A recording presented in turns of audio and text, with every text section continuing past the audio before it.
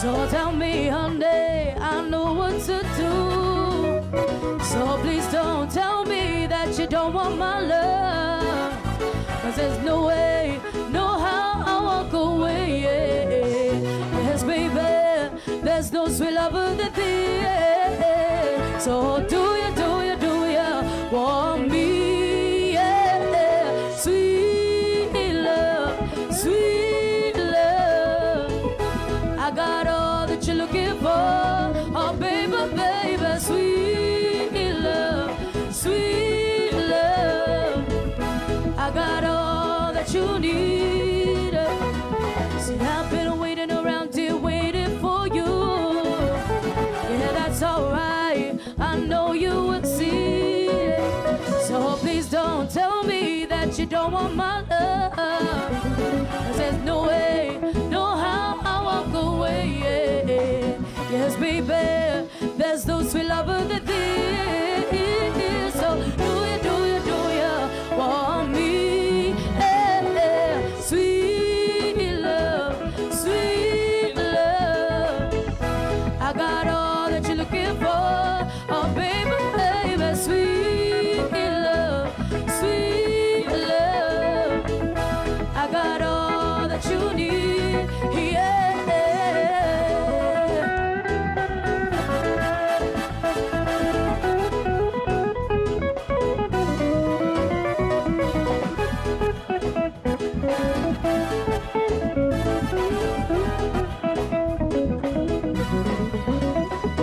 See, I've been waiting around here, waiting for you.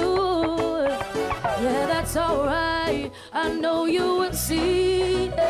So please don't tell me that you don't want my love. 'Cause there's no way, no how I'll walk away. Yes, baby, there's no sweet love than this. So do you want me? Yeah, sweet love, sweet love. I got all that you're looking for. Oh, baby, baby, sweet love, sweet love.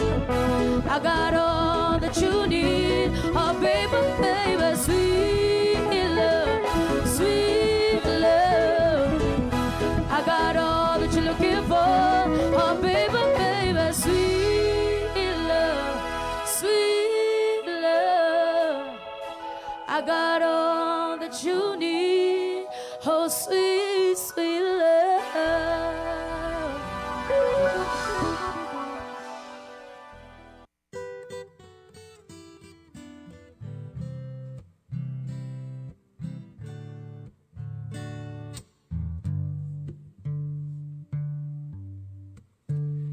Iputiyo Zangengu mubugi Islang ilangye Ogangwatu Gitronkun mapa guys Anauli sineni Antis dia dinguju Sasonga Antis du maigu Na guaidaju Haguneni Haguna palawan Ugui fi Ani jampuengi Zazoku hao Zanzo muju Nobianeni Haguna palawan Haguhaneni Ani jampuengi Ugui fi Zanzo muju Zanzo kuhao Nobianeni Sesu hagini tempu Puhaguneni Zani florismu Zaudingu Zuki Umpwengi Loestaneni tuilanyak Sa tristi judan gof mahalan Goni juneni Tadzahita ki langit islan Haguneni Haguna Palawan Ugui Guifi Ani Zampuengi Zadzoku Hao Zanzo Muzu Nobia Neni Haguna Palawan Hagu Haneni Ani Zampuengi Ugui Guifi Zanzo Muzu Zanzoku Hao Nobia Neni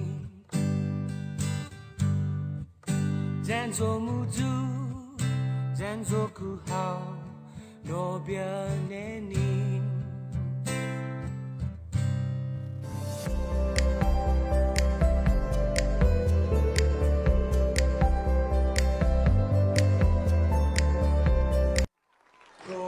Sinya uli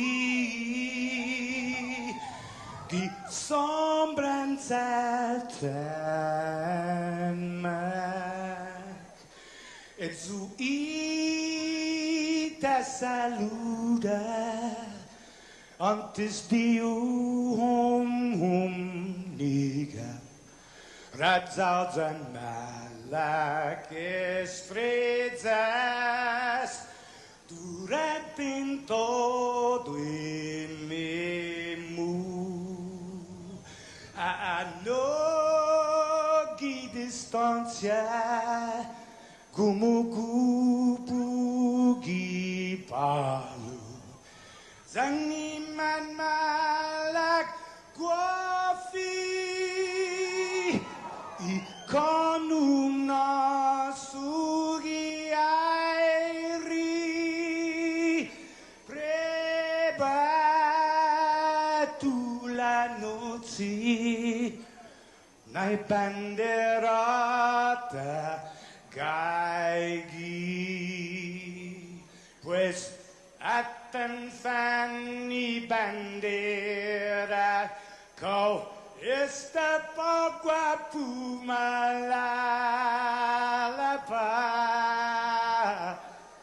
gilo tanu man libri sentami ti man ko badi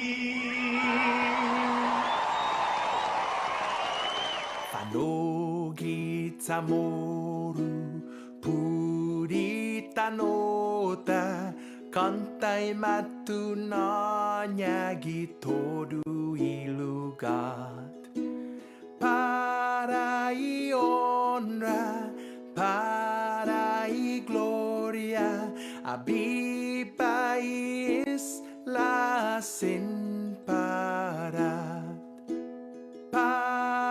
i honra para y gloria abiba is la sin para todo y tiempo y paz para hita dan gini langit na bendición conchay peligro na fan sofuham Zeus protegis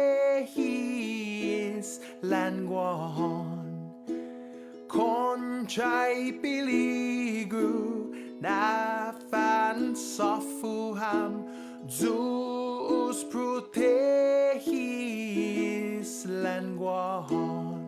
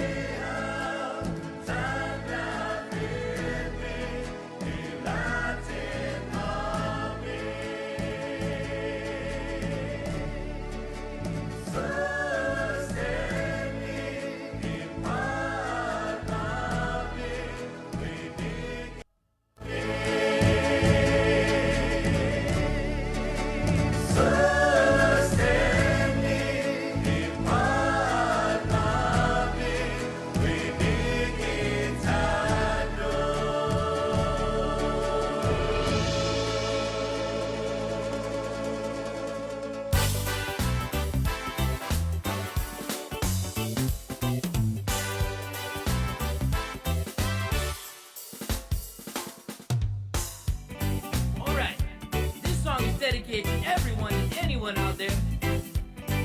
You know, the spirit of the islands gets you feeling irie inside. You know what I mean? Don't tell me what you mean, So man. sit back, relax, and feel alright. Check it out.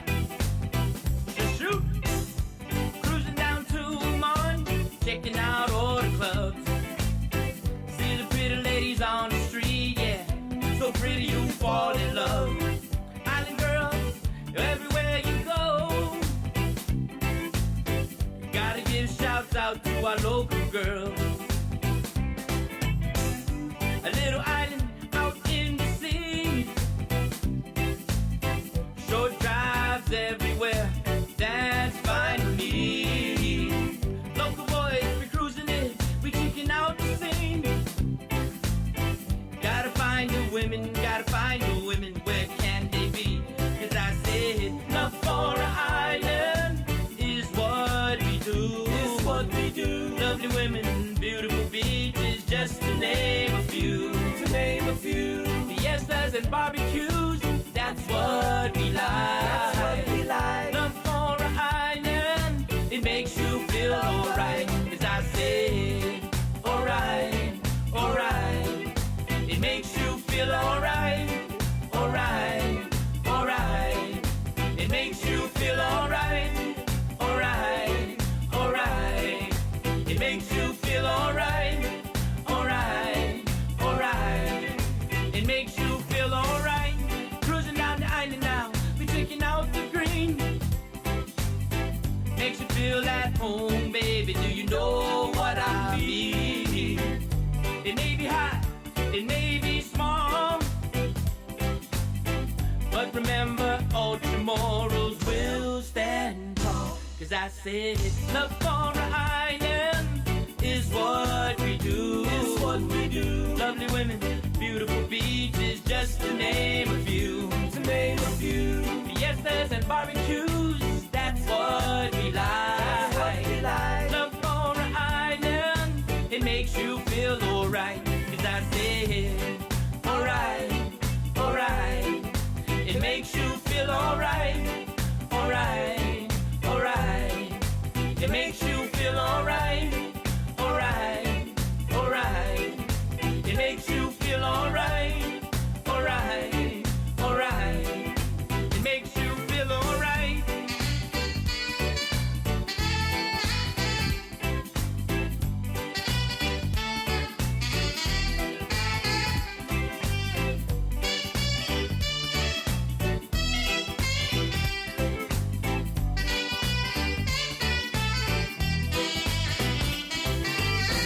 Love for an island is what we do. Is what we do. Lovely women, beautiful beaches, just to name a few. To name a few. Fiestas and barbecues, that's what we like. That's what we like. Love for an island, it makes you feel alright. 'Cause I said, alright, alright. It makes you feel alright, alright, alright. It makes you feel alright, alright, alright. It makes you feel alright, alright, alright. Yeah, yeah, yeah. Island Sons are strictly for the islands, giving shouts out to everybody. Island Sons are providing you this can keep it up, get up, get groovy, stay rocking the island. My Island Sons up and get up and gang now. Put your hands together, then we clap to the beat now. My Island Sons are strictly for the islands, giving shouts out to everybody. Say, love for the island is what we do. Is what we do. The lovely women, beautiful beaches, just to name a few. To name a few. Fiestas and barbecues, that's what we like. Love for an island, it makes you feel alright. Alright, alright. Makes you feel alright. Alright, makes you feel alright. Makes you feel alright.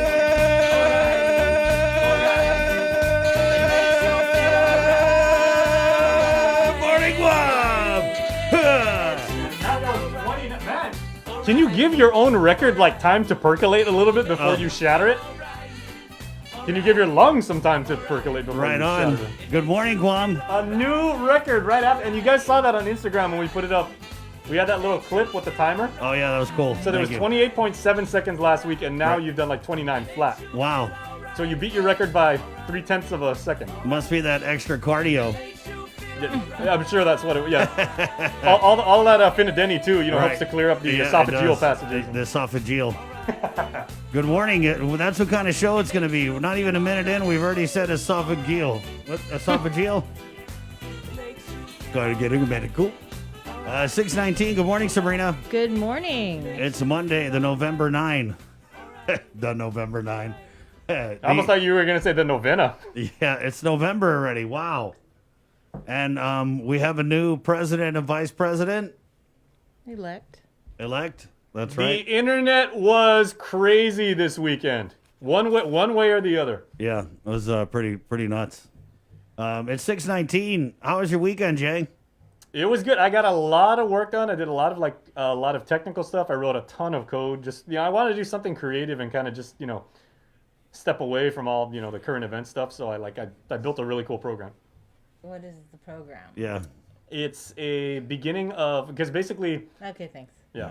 Come on, Bree. Let No, him I'm be C just boy. Let kidding. C No, it's boy cool. talk What is- about what it. is- Come So on, okay, so we guys. talk about music a lot in the show, Yeah. right? And me and my buddy were kind of like talking. And we're like, what if you had a program that ran Wait on a your minute. phone? You have a buddy? Yeah, that ran on your phone that was spatially aware, that could determine what you were doing and who you were doing it with, and it would play certain music. So say like if you did something and you've got to connect it to your Apple Watch, and all of a sudden your heart rate goes down because you did something stupid, and then Now I see why Bree was like, wow, okay, yeah. okay. yeah. Come on, you built a program, an AI that was spatially aware. Thank you. That's hard. That's a lot of. So does it work? Yeah. So you quitting your job? Nah. Is it $1 million idea or just a little? No, it was I mean it's tinkering with I think It you was wrote some funsies for funsies. you wrote some music over the weekend, right? You I said- did, yeah. Wait, no, you learned a song over I the weekend. did. I learned how to play "What a Wonderful World" By Louis Armstrong. on guitar, and I never realized it's like one of those happy lyrics, but it's kind of like a sad song. Because the recently deceased Eddie Van Halen said, the key of D minor is the saddest of all keys. Yeah, and that's what I don't know. Sorry, we're kind of going off here, but it's like happy lyrics, minor chords. So there's like a weird, you know what I mean? It's a weird fit. There's that juxtaposition of music. Yeah. So yeah, that's all I did all weekend was I played Louis Armstrong. I actually got to go to Inaron Falls. That was pretty neat. Went to Godhouse Cave. That was awesome. Oh, You know, nice. just getting outside, doing the southern tour, stretching my legs a little bit. Okay, Bree said she was telling us that she planned to sleep and watch the Netflix movie featuring Guam. Did you get? I'm sure you did the former. Did you achieve the latter too? Did you achieve the latter, Bree? That's like the fanciest way to ask him. So how was Operation? What was it? Operation Christmas Drop, right? Yes, Operation Christmas Drop. How was that? It was all right. Huh? Yeah, it was Oh, nice. careful what you say, because you're gonna get dragged if you like it. No, I liked it. I liked it. I mean, I wasn't expecting, the world or anything. It Yeah. was entertaining. Yeah, there were parts that you saw of the beaches at Anderson Air Force Base. Right. The nice scenery. It was nice. I mean, and for people that have covered Operation Christmas Drop, which every reporter, that's like the one that. Okay, who's the newest reporter here? You're Right, going on yeah. Operation Christmas Yeah, Drop, yeah. and you're going to go on that flight, which is like 10 hours, going back and forth. It's like a long, long, long ride. Right. And that is, I believe, that's a C-130, right? One So of those. did they big capture planes. like the feeling of going on the Operation Christmas Drop, Bree? Yeah. Yeah. Yeah. I've read something because I didn't watch it, but I read something about a CGI gecko. Why would Oh, you need, yeah, the gecko. Why yeah, would you that need a was CGI kinda... gecko? We've got like 10 There, cajillion. one of those dropped things on running. me on the way into the office. Yeah, that was a really weird looking. What color was gecko. It was green. Oh, so it was and- like the Geico gecko. No, it was like a cartoony gecko. It wasn't like. Did it look With the plausible Geico. if it was CGI? I mean, you could tell it was fake, obviously. Yeah. Oh yeah, it was so fake. But I mean, just overall, it was a nice experience. I bet you I know it was what nice happened. to see, Guam, and then you saw some familiar faces in the movie. How were they saying half a day? Because I didn't see it, but I just saw all the online reaction to it. Half a day. Cat Graham at the very beginning was half a day. Yeah. But I think somebody else pronounced it correctly. Yeah, it was just her. And then I read something, Jay, that it's like the #2 movie on Netflix or something like that. Probably. It's one of those feel-good romantic type, you know, It's movies. a rom-com. It was Hallmark. nice. Is it Hallmarky? Yeah, it was Hallmarky. All right. Good, you know, represent the island in a positive way. I mean, can't be. Oh, you know, there is sad news to report today, though. Alex Trebek passed away. Yeah. Longtime host of Jeopardy. Did you guys watch Jeopardy when you were growing up? Of course. Come on, man. Jeopardy was way too smart for me. I was like, okay, give me Price is Right. Once you figure out that they're giving you the question instead of the answer, then it's easy. But Yeah, if but you you're still like gotta going be in cold and you're like, wait a minute, it's all backwards. You still got to be pretty damn smart to figure out a lot of that stuff. It's like my show. No. Growing up, I was the one in my family like, Chris, call Chris in here. Chris, sit down in front of this. What's the answer? Like, ta-da. My jam was Press Your Luck. I was like, no whammy, no whammy, no whammy, no whammy. Stop. Damn. Dun, dun, dun. Me and my grandma used to watch like Wheel of Fortune. Price is Right. I didn't really figure out till I started being old enough to do my own grocery shopping. But Jeopardy, that was my jam. Really? Jeopardy. We had dreams. We had dreams that one day I would get on that Jeopardy stage, especially after I was in an academic challenge bowl. I don't know if you guys know, but I don't like to brag about it, but I will. I was in academic challenge bowl. That's a humble brag. If In Iran Middle School. It's good. Academic challenge bowl was cool. Smart, you know, we all know that. I was smart. So it was fun. It's good times. But yeah, that's sad. Alex Trebek, and you know, he's been sick for a while. Yeah, and I believe it was prostate cancer. It was prostate cancer. He was 80 though. Yeah. I'm not saying that makes it okay, but I'm just like, wow. But you know, when he came out publicly, I believe it was like maybe like a year and a half ago, when he said he did admit to the world that he was fighting. No, not prostate, pancreatic. Pancreatic. Yeah. He was saying. He actually said he wanted to continue doing the show because that was his passion. You know, I mean, he's made so many cameos in movies and in other TV shows based off that as Alex Trebek, Jeopardy guy. Right. What's his background? Didn't he host like another game show? I don't know, but you know, I mean, if you're going to be remembered for something, I mean, he is going to be immortalized as, you know, Jeopardy. I mean, they should call it, you know, the Alex Trebek Jeopardy. I mean, can you imagine the next guy to host Jeopardy? Well, it's going to be like that Drew Carey when he took over from Bob. Right. I always wanted to use Bob Barker. Remember that mic, the super long mic with like the little bulb at the top and everything like that? Here we are in our showcase showdown, and make sure that you take care of your pets because your pets take care of you. There you go. Jason Barker. We'll be right back with Love Connection. We'll be back in 2 and 2. I'm Chuck. Hey, good morning. It's Monday. This episode of The Link is proudly brought to you by Dial Rent Own, IT&E, the Thrive Coalition, Calvo Enterprises, and Carrier at 647 Cool. Thank you for joining us on KUAM TV and also our KUAM News Facebook Live feed, where we have Mama Bear checking in from Kentucky. Man, Kentucky's having some issues right now with like positive cases. So Debbie, you and all our friends in the Bluegrass State, all the way from Lexington to Louisville to Louisville, thank you, all over the place and everything like that. We're thinking about you guys. Mama Bear writes in, Holiday, Sabrina, Chris, Jason, Joe, sir, all of Team KUAM and all on Guam, continued prayers, hugs from Mama Bear. Annette Torres Castro writes, Buenas and Avide, Guahan. We got a lot of family here. I mean, our Link family. Thelma Paris, have we ever gotten a shout out from Mino in North Dakota? We do now. No, we never. Is it Mino or Minot? I don't know. That's where the air base is, right, Bree? North Dakota checking in. Yeah, very often we'll get bombers that transfer from Mino Air Base. Rotate. Burn Flores, Havade, good morning. Buenas, Tato Guan, Tato Logu, Tato Kim. Oh. Chris, Bree, Jason, and Nestor. And happy birthday to you, Burn Flores, a Monday birthday. Happy birthday, Burn. A name so nice? Say it with me. You gotta say it twice. Jose Paparageous. Morning, KUAM crew. Thank you for all that you do, keeping us all informed, and be safe out there. God bless you all. Knowledge being dropped right now by Claire Castro. She goes, guys, Alex Trebek's education is actually in journalism. Wow. I did not know that. Okay, Thank you, so Claire. he was a reporter. Yeah. So he was probably already on TV, and then he kind of transitioned over to... Or maybe he wasn't a good reporter, and they're like, hey, you know what? You're too witty. We're going to put you on a game show. This show with like this huge video wall and ask people questions in the form of an answer. Irene St. Nicholas writes, "Good morning, Guam. God's favor upon y'all. Watching from Chicago. Good Thank morning, you. Chicago." Bears, last time I checked, not doing so well. Ellen Chargaloff, good morning, KUAM. Roberto Fracassini, buongiorno, Guam. Good morning, Mr. Fracassini. Good morning. Good morning, signore. Debbie Davis, Jeopardy will never be the same without Alex. Yes, agree. Who else we got here? Peter J. Santos writes, Buenas. Hey, Pete. My Nenny Cali girl's watching this morning, so happy Monday, Nenny.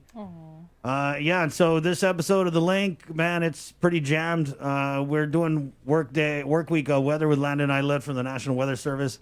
We got Shango Matau repping the Republicans, and then we'll get Sarah Thomas, Nettie Dog, Democrats. Kind of just unpack a little bit this presidential election that took forever to resolve. And then we've got Sanchez, Jay, they're doing something with their necessity drive. Yes, sir. I'm so proud of my alma mater is kids at the Student Body Association are stepping up, and they said they wanted to kind of take the lead and spearhead this project where they can gather goods and they can do stuff for the community, and they're going to be able to empower people with the equipment they need, like right around the time as the holidays start. So that's the Sanchez way, man. I can't wait to bring on these kids and see what they're doing. And then we go ahead. Oh, correct me if I'm wrong, guys, but Joe Biden now, he's 77, I believe. He will be the oldest president to be inducted. Is that correct? Inducted? Or inaugurated, I should say. Yeah. He will be the oldest person when he does take office to assume the presidency, right? Wow. That also is. I mean, this election was historic in like so many different ways. Where was I? Oh, Dave Della Sola, labor director, coming on also for an update. We'll get Joe Carbolito as there's an outbreak at the prison. They had some inmates and detainees testing positive over the weekend.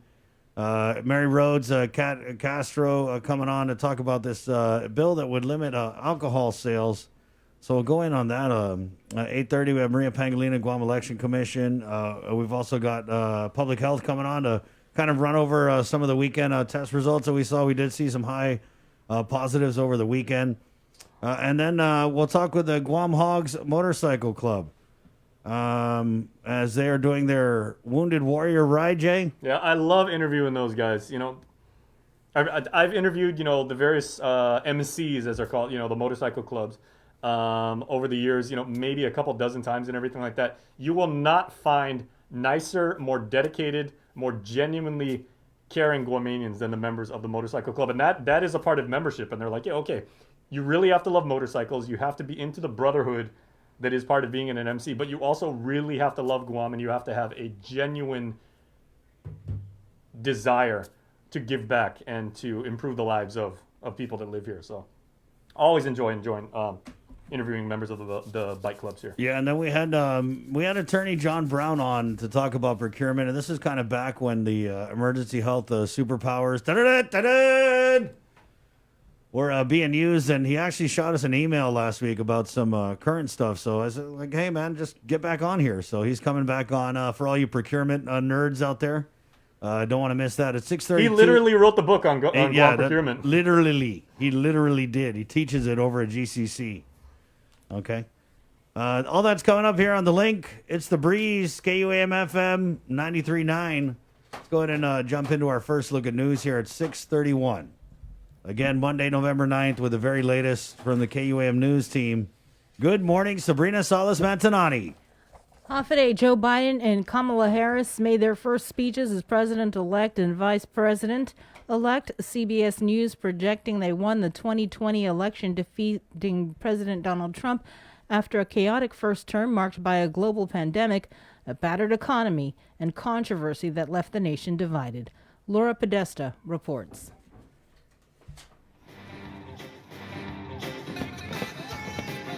At a victory celebration in Wilmington, Delaware, President-elect Joe Biden said he's ready to get to work for all Americans, no matter who they voted for.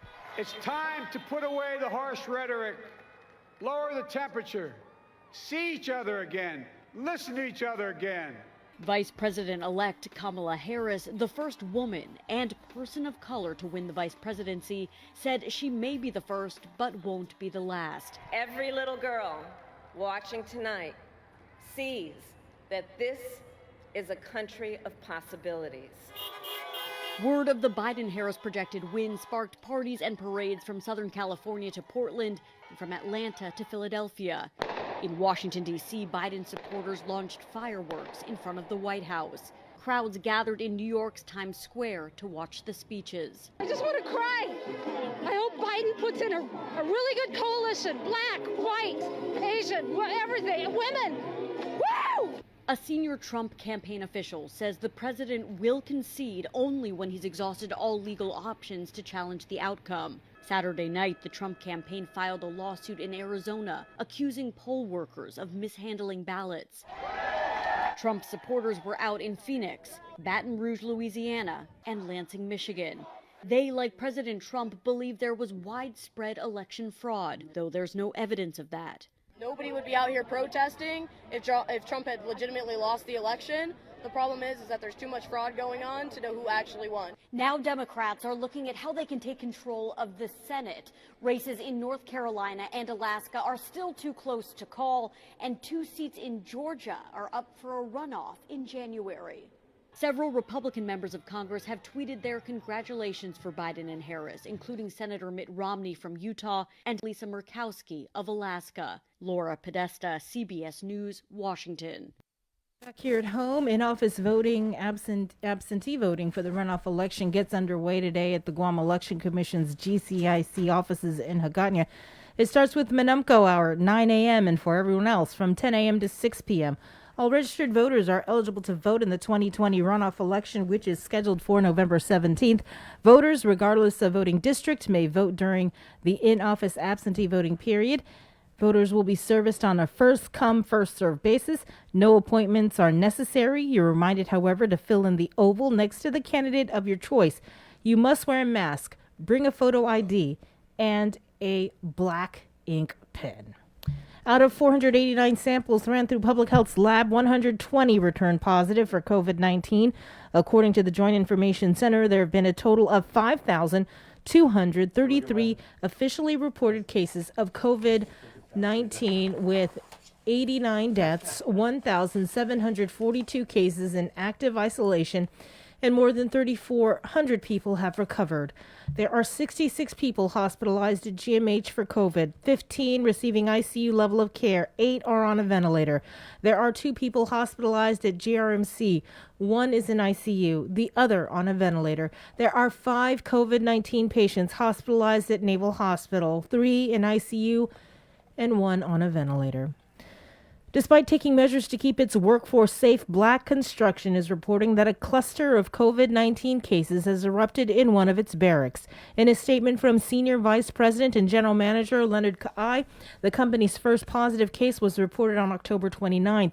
They've since been working with public health to test and monitor the number of positive cases and eventually test its entire workforce. Ka'ai did not note how many employees were stricken with the virus, but said the construction company has ceased all construction operations by public health directive. Ka'ai adding, quote, from the outset of the COVID-19 pandemic, Black Construction's number one priority has been to prevent our personnel from exposure and risk of infection. He adds, we will continue to remain vigilant in the mitigation and monitoring of the virus to the highest extent. Out of 203 inmates and detainees tested for COVID-19 on Friday, Department of Corrections Director Joe Carbolito confirms 8 were positive. Carbolito says all of them have been moved to DOC's isolation facility. As of Friday, a total of 39 personnel at DOC tested positive for the coronavirus. This has resulted in a total of 93 officers being placed on quarantine or isolation. This is almost half of DOC's 200 employees affected by COVID. Carbolito says, however, by this week, some of the employees will complete their home quarantine and should be returning to work. With more news, here is Tyler Matinani. Hafide, good morning, everyone. I'm Tyler Matinani with your headlines here on The Link. So far, 10 out of 17 residents at the Department of Youth Affairs officers have tested positive and remain in the isolation unit at the facility. DYA Director Melanie Brennan gives more details on the status at the Youth Correctional Facility. All 10 residents are receiving monitoring checks. We did partner with public health isolation facility nurses, and they do come out to check on the clients, as well as partnering with the Guam Behavioral Health and Wellness Center. They do provide 2 daily checks, one in the evening and one in the morning.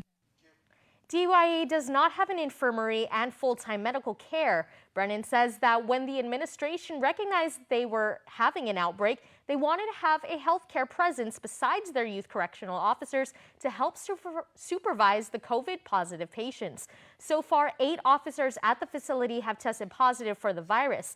1 has recovered and is back to work, while the other 7 remain on home isolation. 1 positive actually was tested initially with the kids, and it returned negative at the time. And so, there's a 2-week incubation period. And so public health had said that, the chances of, the officers that work in the isolation unit, would be really high. She adds that DYA has stepped up their healthcare protocols. Many of them have already been fit tested for the N95 respirators. We need to monitor everybody's symptoms coming in and out. And right now it's just the officers that are cycling in and out of DYA. In addition, 2 other officers are currently on quarantine due to contact tracing. Part of DYA's mitigation strategy was to reduce admissions into the facility. As we reported, many of the nonviolent clients have had alternative placement, such as sanctuary or back at home with their families. Like the last resort. We want to reserve incarceration for the most violent, unmanageable youth. And so we're working really, really well with our partners, and we continue to work really well with our partners. If there are any violent or repeat offenders that can't be managed, Brennan says they have a contingency plan within DYA that they're ready to deploy. And they do have a dormitory that is identified for new admissions that's separate from the isolation and quarantine facility. Another 93 EIP payments totaling over $124,000 were processed by the Department of Revenue and Taxation. Altogether, for the months of April through October 2020, DRT processed 82,404 EIP program payments, totaling about $145 million. This represents about 96.6% of the total funding received from the U.S. Treasury. In line with the CARES Act, DRT will continue to process EIP program payments through December 31st of 2020. Consistent with the IRS, Guam DRT urges all eligible non-filers to file their forms EIP NF as quickly as possible so that they will be able to receive their EIP program payment. A quick update on tax refunds. DRT and the Department of Administration will be mailing out 842 tax refund checks this week, totaling a little over $2.1 million. These include refunds that were garnished to repay GovGuam debts. They are for error-free returns filed on or before May 6 of 2020. And that's the news for now. We'll see you all tonight at 6 on Primetime.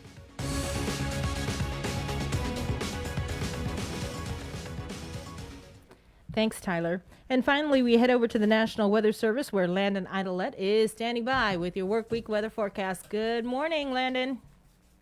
Hi, good morning. How are y'all doing today? Doing all right. You? Good to hear that. I'm doing well, and I know y'all were talking about Alex Trebek this morning earlier. I was always a fan of Alex and Pat Sajak, and I like Pat Sajak because he was also a meteorologist. I don't know if you all know that, but way before his time on Wheel of Fortune, he was a weatherman for the TV industry. Wow. So, Wheel! He was always one of my favorites, and I watched him growing up for many years.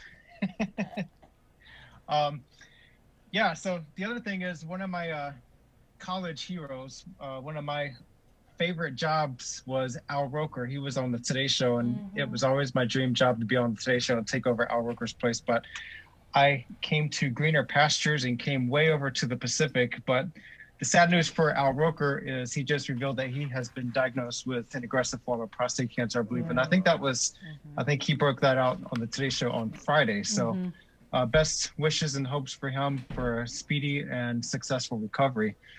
For us in the weather, not much going on out there today. We do have a chance of showers and thunderstorms. I'm going to turn you around to our radar. It's a pretty quiet, nice morning out there. Just a few spotty showers pushing through the islands this morning. but there is a little bit more action farther to the south, and you see that off to our southeast and our east. We have a weak trade wind disturbance pushing through later this afternoon, evening. That's going to bring us some showers and thunderstorms. Not a washout, not a bad situation for us, but we're going to probably have that isolated thunderstorms. Brief period of scattered showers come through the islands this afternoon, evening, and tonight. That's going to push through for a much better week. You do know we have Veterans Day coming up on Wednesday, and the forecast doesn't look at all bad for Veterans Day. So I'm going to throw up our satellite picture. This is my Christmas colors as we move past Halloween and go into the Christmas season full blown. This is our infrared satellite. There's Guam, just some spotty showers, some clouds moving through. We have an upper level circulation over here that's moving off towards the west. That's going to provide a little bit of instability over the islands today, help and increase that chance for isolated thunderstorms. This is that trade wind disturbance. It's nothing significant or sinister for us as far as like tropical weather is concerned. That's going to push right through the islands this afternoon and tonight. Again, a period of scattered showers briefly later today into the overnight hours, isolated thunderstorms. That's going to move through and give us a drier week ahead. Veterans Day looks great. Let me show you our buoys. This is the Retidian buoy. If you use this page, this is a CDIP buoy page. The EPAN buoy off of Jeff's Pirates Cove, that is not displayed up here on the website. They have some repairs going on for that one. They have to replace some batteries. So we're not going to be seeing the EPAN buoy. So we're using the Retidian buoy today. Green is the observed waves, combined seas. The purple is the forecast. We're going to see the waves diminish in the coming days ahead. So not bad. There is a moderate risk of rip currents along east-facing reefs. That's going to diminish to a low risk of rip currents by mid and end of the week. Otherwise, not a bad week. Once we get through today and this evening and tonight hours, not bad at all. All right, beautiful weather. Thank you. Hey, Landon, I got a question real quick. I know you like popular music and everything like that. I love the buoy data. The graphic is awesome and everything like that. Have you ever joked around and been, like as a fan of like Public Enemy? Have you ever been like, yeah, buoy? Jeez. No, I haven't done that. This just happened. I mean, you were sharing, some knowledge with us. And I mean, is that like a meteorologist running joke, or is that a running gag within your community? Oh my gosh! Well, it will be now. I'm gonna probably go into the office. Sorry about our friend Jason. We'll send you the clip. Yeah. They don't let me out very often. Yeah. I thought you were gonna say something about David Bowie. That's what I I gotta thought. drop those cloud charts to you. Yeah, you just start the trend for Jay, okay? Don't leave him hanging. Wow. Yeah. All right. Thank you, Landon. See you boys later. I see Jason. Anything else, Jay? I have friends. Or at least I thought I did until about 30 seconds ago. Okay, we're taking a break. We're coming back with more of The Link on the Breeze. 93.9, good morning. GU Self-Storage, conveniently located near the Harmon McDonald's. We offer affordable rates, online payments, and auto bill pay for your convenience. Plus gate access daily from 6 a.m. to 9 p.m. Call us today at 648-7867 for more information. We value relationships because when we commit, I love you guys until you're 80, until you're 90, until you're 100, forever. we are in it for the long run. So you can enjoy the moments that matter. Because when we commit to relationships, we never stop caring. Calvo's Select Care, health care that is always there for you. Federal employees and annuitants enroll today. Life as we know it changed this year. Our health, families, jobs, and finances have been in jeopardy. We've witnessed loss in more ways than one. And at a time when nothing could be more comforting than coming together to fill this loss, share the love, and lean on each other for support, we've been asked to stay apart for our own safety. This year on Giving Tuesday, the need will be greater than ever, but we'll also face more obstacles than ever in spreading love, kindness, and generosity to those who need it most. So we're challenging you, yes, all of you Guam, to help create a wave of generosity like we have never seen before. We can all do it. Small acts, big acts, businesses, schools, churches, clubs, men, women, children. Let's do this. Giving Tuesday is this December 1st. What will you do?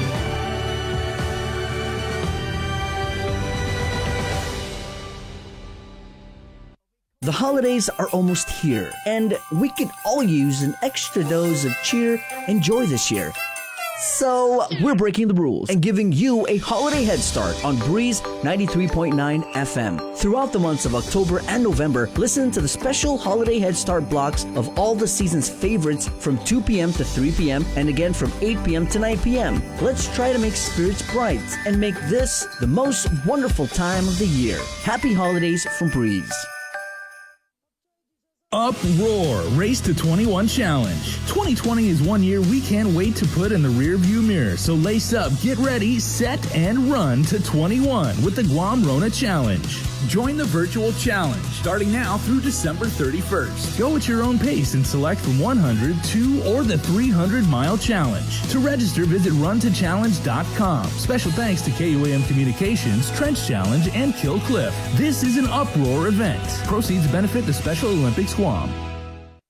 The Christmas Pops Virtual Holiday Shopping Fair is coming on Sunday, November 29th. It's the third annual Christmas Pops event with local artisans, crafters, and businesses in a reimagined and safe way for you to shop. As many small businesses struggle to survive, the call to buy local is greater than ever. To learn more and participate in this one-of-a-kind multimedia marketplace event on the stations and digital platforms of KUAM Communications, bringing together the island's biggest array of local vendors, email bettyann@kuam.com or visit kuam.com. Presented to you by Stroll Courier. Get all your packages, documents, and gifts delivered island-wide. Visit strollguam.com/courier and book a delivery today.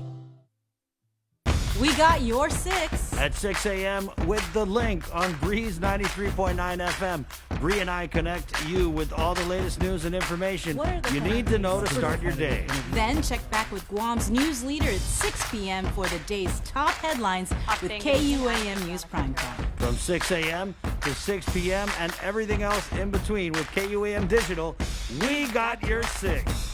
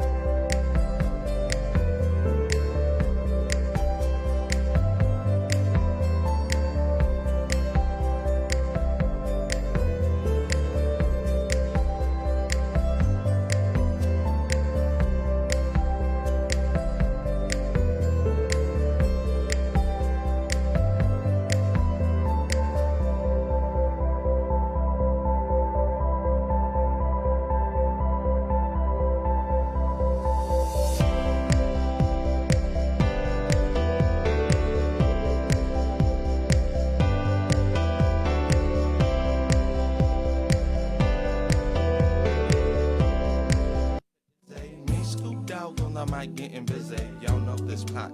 Cruising the day, then park the spot after dark in the village. Jordan's where you'll find me, or down in Naval Mag with my nails right beside me.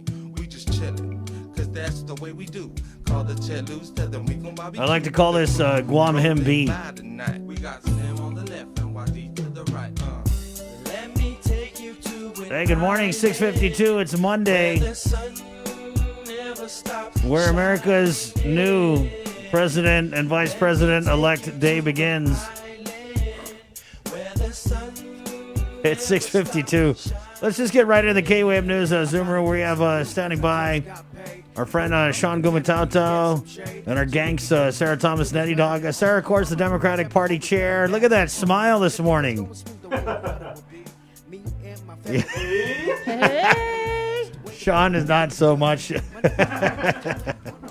What you got, Sean? I'm just minding my own business over here, man. What are you talking about? You feel attacked already, buddy?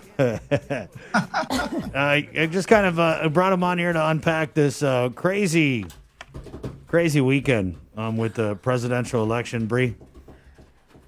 Yeah, it was crazy. You know, my TV, I sleep with it on just in the event when I wake up in the middle of the night so I could see what the results are.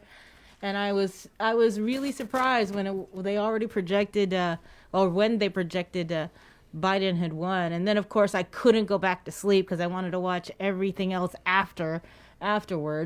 Watch the victory speeches. So, and, my son has been watching this stuff like crazy. And I had to wake him up, baby, you missed it. And he was just so over it already. He was so tired. He didn't want to wake up. But as soon as he did, he got to catch the victory speeches. So he was excited. All right, Sarah, I bet you were pretty excited too.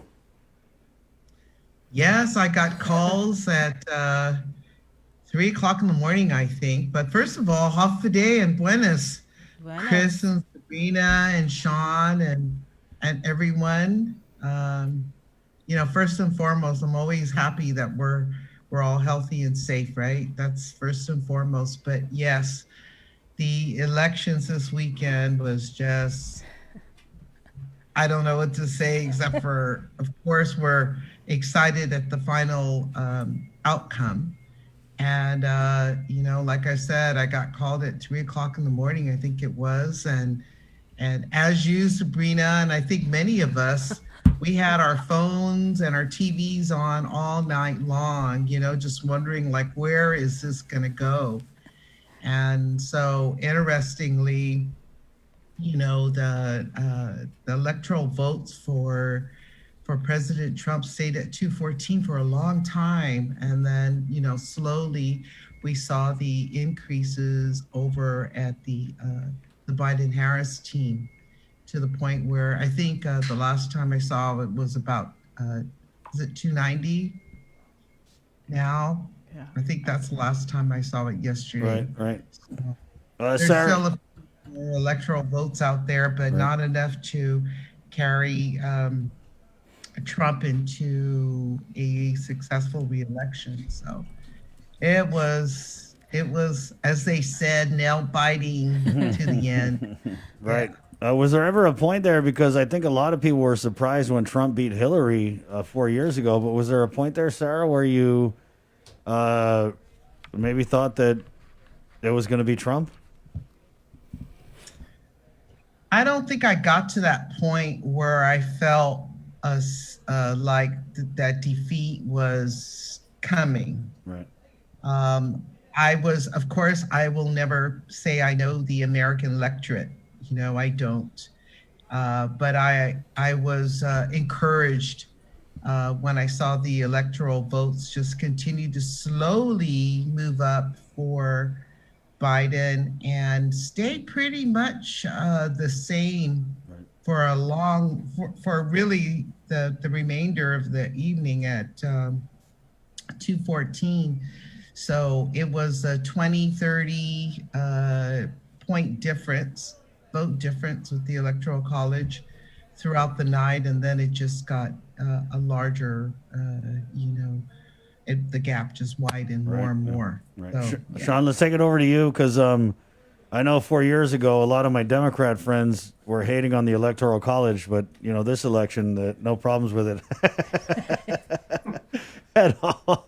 One thing over the weekend I wanted to share with you guys is that if I can recall, back in 2000, Sabrina and I were at the news desk for 37 days reporting on what was happening in Florida relative to the election then. So as I over the weekend, I still have bags under my eyes thinking about just what we did on Tuesday and what we can expect for the next couple of days ahead. Now, we can admit that there was clearly, votes in difference between Vice President Biden and the current president. But media, and I keep, everywhere I'm reading, it just reminded that, the media doesn't decide elections. It's the states and the Electoral College who, at the end of the day, will call the election for one or the other. Yeah, right now Joe Biden's in the lead, but we still got a long way to go. And I know everyone's in a rush. They want to see this change. They want to see some, absolute difference in the way that America is led. But there's a process. It's like here, we all waited until the election commission was done. So I think we all, as a country, should wait and let the states finish their work, let the courts do what they have to do what they, as well with the campaigns, and then we can move on. And that's pretty much where I'm at today. I'm a little tired, but I'm just reminded of 2000, in the year 2000, when I sat with Sabrina. We were there reporting for 37 days about that Florida race. Sarah, so do you agree with Sean? Is it over or is it not over? I agree in terms of let's respect the process. Let's go through the process. I don't think anybody wants to win an election with something over their head like, well, is it really true? Is it really real? Was there things going on? No, I think it's going to come out just fine. And I think it's still going to be a Democratic win, but please, let's go through the process. I'm good with that. I think that's an important thing. We have to make sure that there was truly a fair election all the way around in all the states and in the Electoral College. So I'm just fine waiting if we need to make sure that happens. But at the end, I'm still very confident that it'll be a Biden-Harris win. Sean, I saw something you had put on Twitter about no mandate with these results here in the presidential election. Yeah, when we think of mandate, we think of large gaps. We think of there was an election that was won by such a huge margin. And in the case of the presidential elections, that really wasn't the case. It was somewhere close to maybe around a 2% gap between the two overall. And so when we think of mandates, and between the House Speaker Nancy Pelosi, the Vice President on Saturday, when he said we have a mandate, he was probably better off not saying a word going into the celebration that they had in Delaware last night. So I mean, it just was kind of driving me a little crazy. Mandate is reserved for when there was such a large margin. Remember, there's 70 million Americans who voted for President Trump. So where does Vice President Biden, the president-elect, where is he going to govern from? He definitely cannot forget the 70 million people who voted for the Republican candidate. So somewhere in the middle might be a little bit more safer for him, but using the word mandate is just a bit much. Sarah? Well, I'm not sure. I think that's I don't know if that's a significant observation, but I thank you for saying that, Sean. But Biden received the most votes that any president has received. So that's pretty, I think that's something that's notable. And also, there were more voters that came out than ever. So that's a really good thing for America, because I was concerned that there was going to be a low voter turnout, but in the end, it turned out like a lot of people came out and voted. And of course, both sides, Democrats and Republicans, can say, well, the big turnout was because people wanted Trump out, or people wanted Biden not to win, perhaps. But the bottom line was that he really did get a significant number of the popular votes, and far leading in the Electoral College. So that's where we're at right now. And we'll see at the end, like we've been talking about.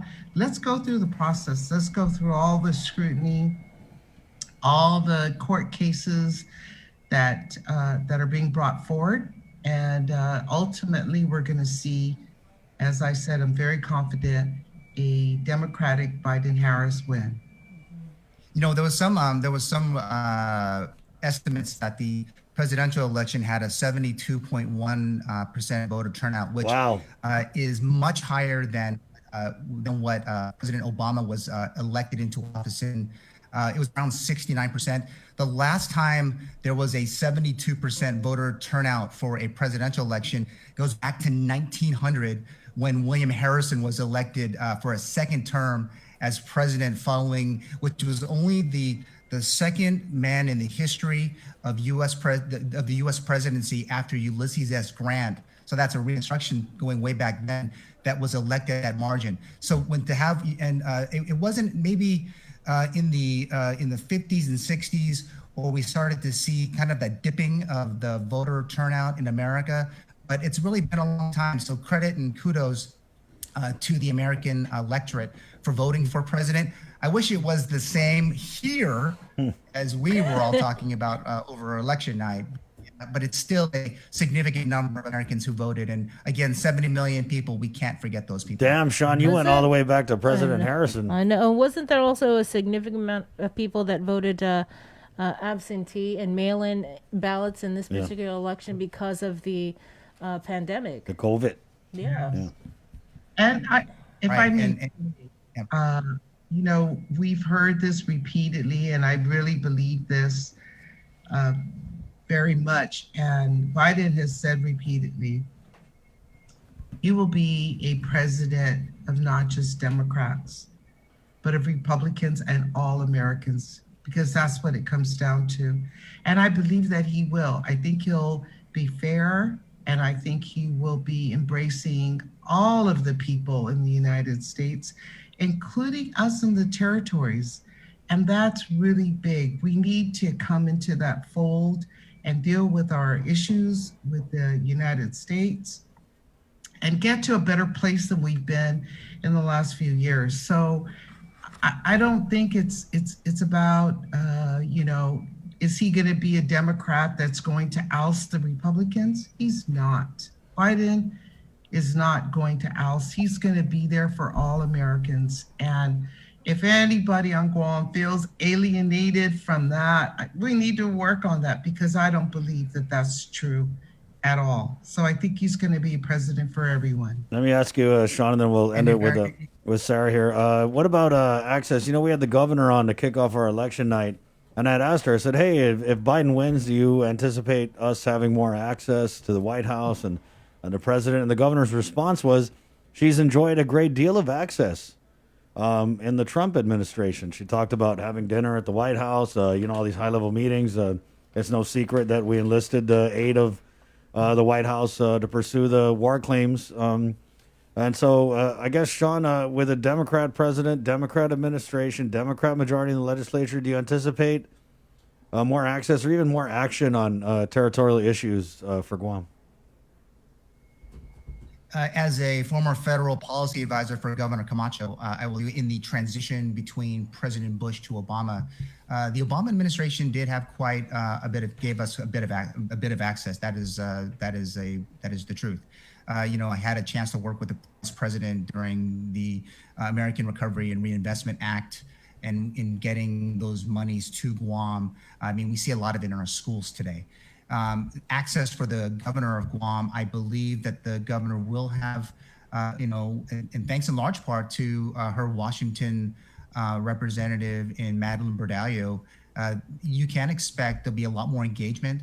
I mean, yes, President Trump did give quite a bit of support to both Governor Calvo and to Governor Leon Guerrero. But with a Biden administration, yes, we could expect, with the help of former Congressman and former Lieutenant Governor Bordallo, that they will see a lot more engagement. And I'm hoping that it's going to be a lot in, obviously, in support of coronavirus and in ways to help build the economy post-COVID and moving forward in this. Because as a small business owner, I'm concerned that there could be tax increases that would go back to small businesses like ours and really impact us. So I'm really hoping that they would get there and kind of tap that down for sure. Sarah? Oh, go ahead. No, I was just saying, I'm also looking forward to seeing Kamala in action as the first female vice president. Absolutely. Right. Go ahead, Sarah. I think she's just a tremendous plus for the administration going forward. She's a lawyer. She's a person that, I think because of her cultural and ethnic background has increased sensitivity to us in the territories, being Southeast Asian and Jamaican. And I think that sensitivity is going to be another door. I think that, even if she wasn't, I think that she as a person she's awesome. And I think that she will be looking out for us. And you can believe that the Democratic Party of Guam is going to be as aggressive as we can to ensure representation in all the boards and councils, and who knows, maybe at the cabinet level, but we will be pushing our folks on Guam forward, and the best people. And I would encourage, there's actually a transition website that people can go to if they're interested in jobs at the higher level and being selected to be on boards and councils. So if there are people that are interested, they should get on and put their name in. As many applicants and nominees that we may have from Guam, Micronesia, and the Pacific is awesome. We want to have that representation. But I feel very, very excited and comfortable that they will reach out to us, they will connect with us, and that Vice President Harris is just a super, super bonus to this administration. Thank you, Sarah. Thank you, Sean. Thank you, guys. Now to get ready for my class. I appreciate your guys' time. All right. We'll see you on the 17th. Yeah, I will. That's great. We'll be there. Yeah, this election ain't quite over yet here. So, all right. See you, Sarah. See you, Sean. Take care. All Stay right. safe. That's a whole other conversation that we don't have time for. At 7:10, we'll take a short break, and let's go up north to the home of the Sharks. Next on the link, right here on the breeze, we're KUAM-FM and Agatna, Guam. Good morning. Thrive, a coalition for a drug-free Dedido, is an active partnership of community members and leaders committed to a vibrant, resilient, and empowered Dedido. It takes a village to raise healthy and drug-free youth. Thrive with us. Find us online or email thrive@westcare.com. Life as we know it changed this year. Our health, families, jobs, and finances have been in jeopardy. We've witnessed loss in more ways than one. And at a time when nothing could be more comforting than coming together to fill this loss, share the love, and lean on each other for support, we've been asked to stay apart for our own safety. This year on Giving Tuesday, the need will be greater than ever, but we'll also face more obstacles than ever in spreading love, kindness, and generosity to those who need it most. So we're challenging you, yes, all of you Guam, to help create a wave of generosity like we have never seen before. We can all do it. Small acts, big acts, businesses, schools, churches, clubs, men, women, children. Let's do this. Giving Tuesday is this December 1st. What will you do?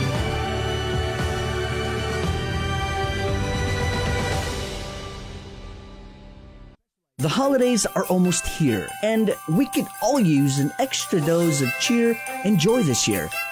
So, we're breaking the rules and giving you a holiday head start on Breeze 93.9 FM. Throughout the months of October and November, listen to the special holiday head start blocks of all the season's favorites from 2 p.m. to 3 p.m. and again from 8 p.m. to 9 p.m. Let's try to make spirits bright and make this the most wonderful time of the year. Happy holidays from Breeze. GU Self-Storage, conveniently located near the Harmon McDonald's. We offer affordable rates, online payments, and auto bill pay for your convenience. Plus gate access daily from 6 a.m. to 9 p.m. Call us today at 648-7867 for more information.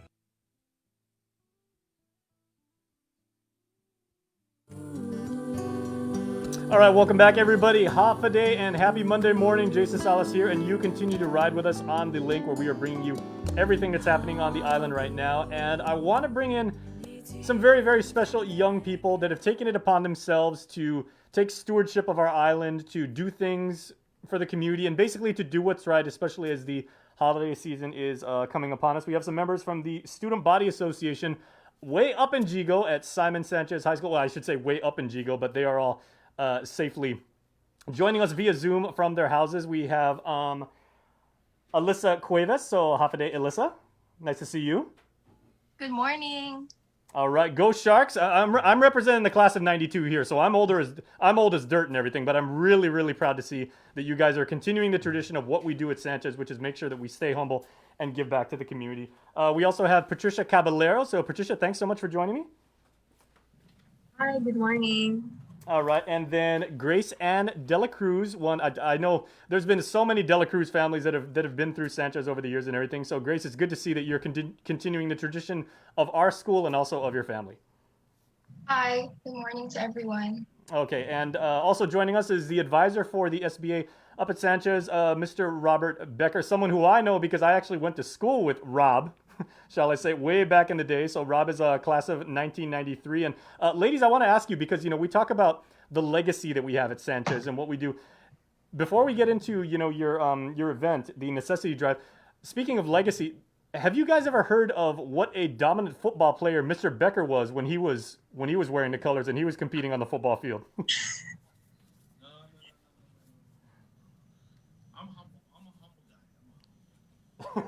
He's being humble and everything like that, but he was quite an accomplished athlete back then. So we're glad to have you. And Rob, very good to see that you're continuing the school that brought you up and continue to educate young people.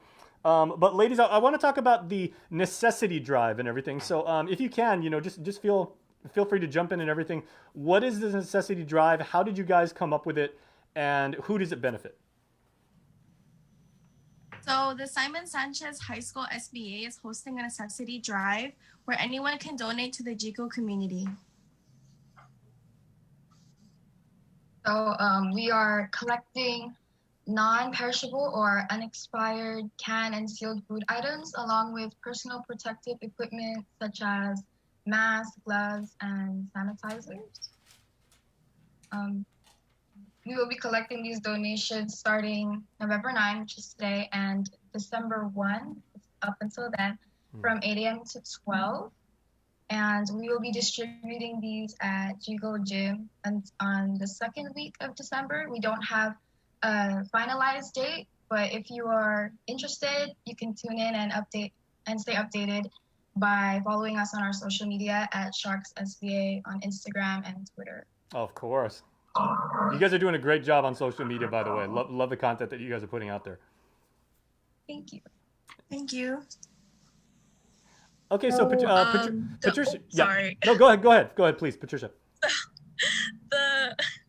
So you can donate the canned foods or necessities to the front gate of Simon Sanchez, and I don't know if a lot of people know where that is, but this drive will benefit everyone who's been suffering during these times because it's really hard and cases have been rising and rising. So we just want to give back to our community and just give out a helping hand as much as we can. Mm-hmm.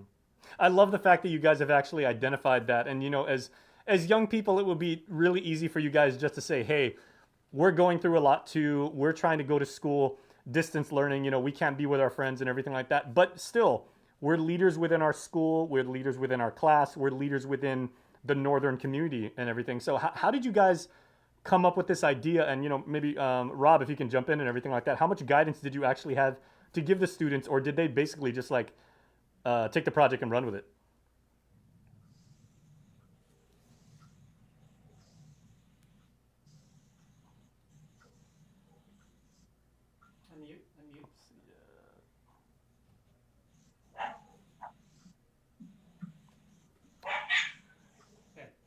Yeah, sorry about that. I think you were muted, Rob. Go ahead and try again.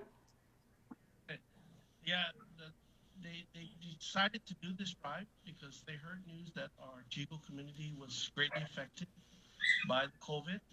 And like I said, these students took it upon themselves to do something. I mean, they should be complimented about how they went about planning this, how they went about thinking about this, and I'm really proud of what they're doing. Absolutely. So, ladies, what is your school day been like when you're planning this event, and it's not like doing something in the past where you might say, okay, well, we're having a car wash, or we're having like a bake sale. You're trying to do something now, which is a big event that has all of these moving parts, and you've got to contact a lot of people. Logistically, it can be kind of a big challenge, and yet, you're not physically going out and interacting with people. That's got to be a challenge. I mean, I can't even begin to imagine that, because when Mr. Becker and I were in school, we would organize events, but it would be super easy just to get everything lined up. For you guys, there's this added layer of everything you deal with your schoolwork, plus the fact that you guys have to be socially distant now. Yeah, so how has it been actually putting this event together? Eliza. It was actually pretty tough, considering that, it was really just the students leading it. But I'm really thankful that we had all our advisors supporting us and making this event actually happen. There was a really long process in trying to plan this whole thing out, like social distancing guidelines, and, not a lot of people are able to stay in one area. So we really tried our best to make sure that everyone is following the guidelines. And, we generally just want to contribute to our community, because especially during these times right now, it's really tough for everyone. And, we want to bring some light into everyone's lives by trying to help each other. Mm-hmm. And even though you guys haven't been physically like in school this year, and can you guys just raise your hands? How many of you are seniors right now? How many of you guys are members of the class of 2021? Okay. So 2 of the 3 of you. All right. This is a senior year, obviously unlike any other, but, at Sanchez, we've always felt like, because we're this tiny little school tucked way up in Guam's northernmost village, we've always felt like we really have a pulse for the village and for the community. And Sanchez is just so much more than, there's that main strip on Marine Corps Drive, and, we take care of the people, going from Hafaday Mart all the way up to the church. No, Jigo extends all the way past Anderson and all the way in the back. And there's so many, like you said, families and communities there that really need help. So, maybe Grace, if you can, just talk about your plans to actually distribute the material that you're soliciting donations for, and how will you do that in a safe manner? So we've gotten in contact with the Jigo Mayor's office, and we are coordinating with them to distribute it at the Jigo gym. We do not have a date in mind, but so far that's all we've done. So we will just be planning that as we go, but we have contacted them regarding this. All right. Well, we're going to wrap up right now, and I'd like to actually give Patricia the final word to just say, can you make one final push for the community? And it's not just people up north, and it's not just people who go to or have graduated from Sanchez, but people from all walks of life on Guam to give to your necessity drive. I know that we can, try to donate as much as we can, because anything will help anyone at this time. And it just touches my heart that we're still giving back to the community, even though, we can't really go out, but, we're trying our best to make everyone stay as healthy and as well as we can. So anything that will benefit us will benefit everybody else. And ladies, I got to say, on behalf of all of these Sanchez alumni that go all the way back to the very first graduating class from Simon Sanchez back in 1983, we are unbelievably proud of you in the leadership that you've shown, in the commitment that you've shown, and in the way of continuing the tradition of Sanchez is to be a good citizen on Guam. So congratulations to all of you. And Rob, I know for you and Tony Attar, the SBA advisor and everything, great job by you guys to make sure that these young students, are doing things the right way. So great job, you guys. Thank you. Good job, ladies. All right. Thank you. All right. Thanks so much for coming on the show, and congratulations. And if you need anything else and getting the word out and everything, just send us a message. We got your back. Thank you. All right. Thank you, Jay. Viva Sharks. We'll take a quick break. Coming back with Labor Director Dave Della Sola next on The Link. It's The Breeze, 93.9. Good morning. We value relationships because when we commit, I love you guys until you're 80, until you're 90, until you're 100, forever. We are in it for the long run, so you can enjoy the moments that matter. Because when we commit to relationships, we never stop caring. Calvo's Select Care, health care that is always there for you. Federal employees and annuitants enroll today. Life as we know it changed this year. Our health, families, jobs, and finances have been in jeopardy. We've witnessed loss in more ways than one. And at a time when nothing could be more comforting than coming together to fill this loss, share the love, and lean on each other for support, we've been asked to stay apart for our own safety. This year on Giving Tuesday, the need will be greater than ever, but we'll also face more obstacles than ever in spreading love, kindness, and generosity to those who need it most. So we're challenging you, yes, all of you Guam, to help create a wave of generosity like we have never seen before. We can all do it. Small acts, big acts, businesses, schools, churches, clubs, men, women, children. Let's do this. Giving Tuesday is this December 1st. What will you do?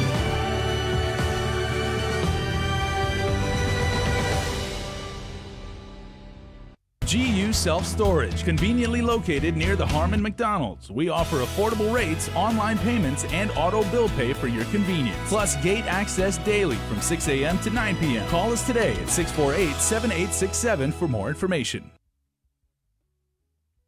We got your 6. At 6 a.m. with The Link on Breeze 93.9 FM. Bree and I connect you with all the latest news and information you need to know to start your day. Then check back with Guam's news leader at 6 p.m. for the day's top headlines with KUAM News Primetime. From 6 a.m. to 6 p.m. and everything else in between with KUAM Digital, we got your 6.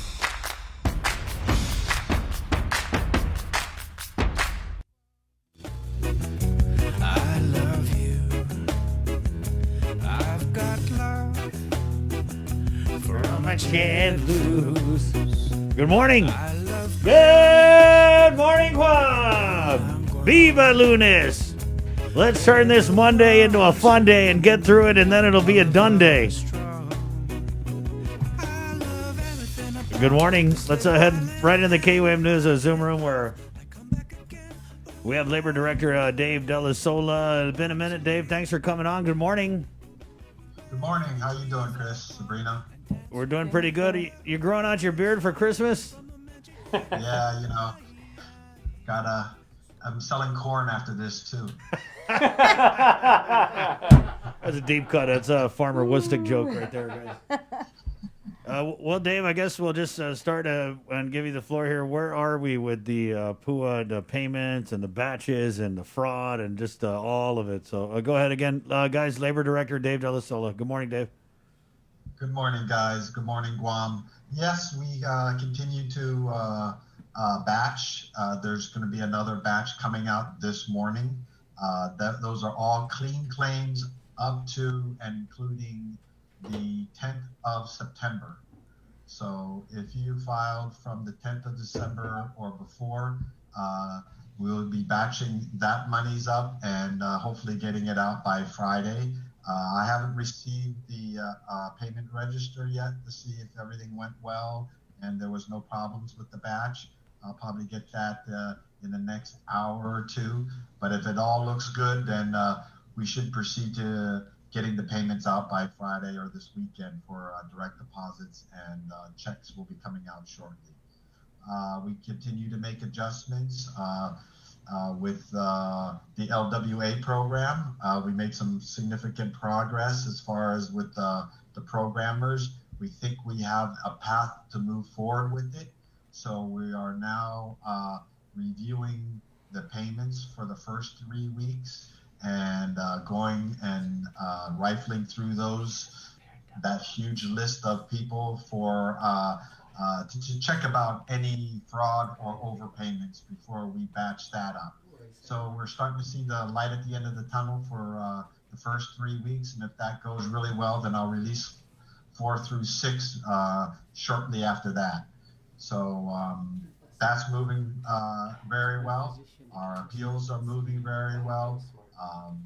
We just continue to make adjustments because of contact tracing and COVID.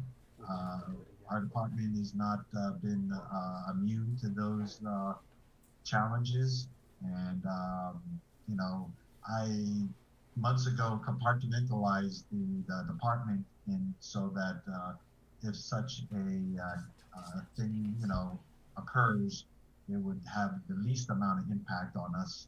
And so far, we've kept ahead of the curve, and it hasn't affected our program. And we continue to keep our fingers crossed and hope that we can continue to move and pay the monies out accordingly.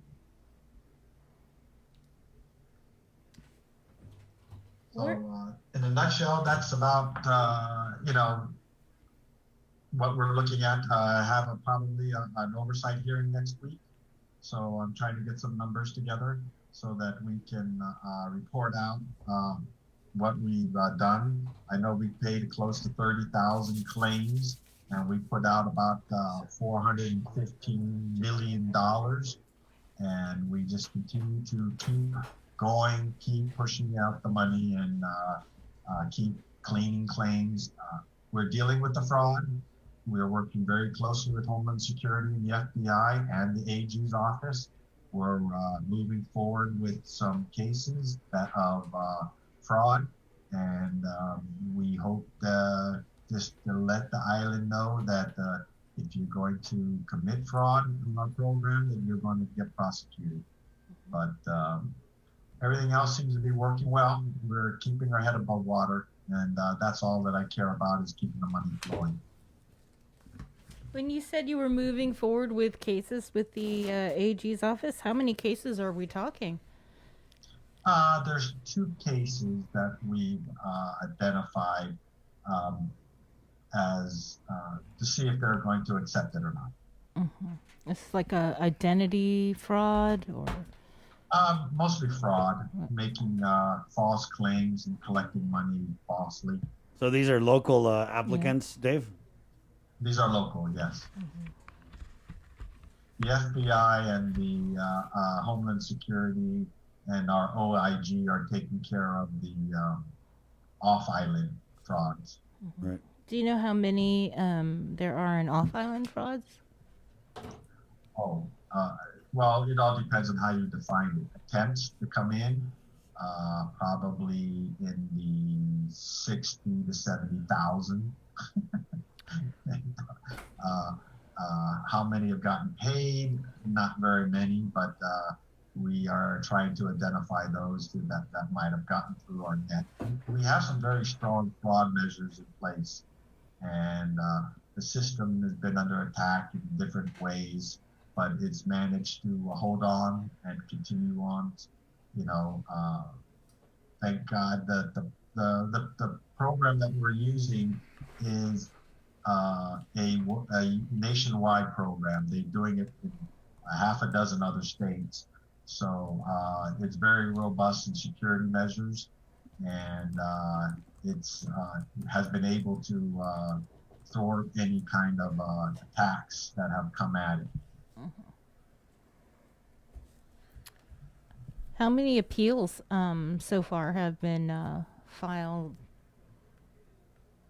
Well, the appeals, I think, are above 100. The exact number is very fluid, because a lot of times what happens in the appeals is that in the informal process before you get to the appeals, where we talk to the client to find out, you know, do they have all the information they need for the appeal? Do they understand why they're appealing? And before they move it forward, so that they're prepared, a lot of times we're able to solve, reconcile, or compromise before that. So a lot of them have dropped out or withdrawn their appeals. The ones that have moved forward, they're heard, and then after they're heard, the appellate officer has to write up a judgment, and I haven't seen any judgments written up and signed by me or passed through yet.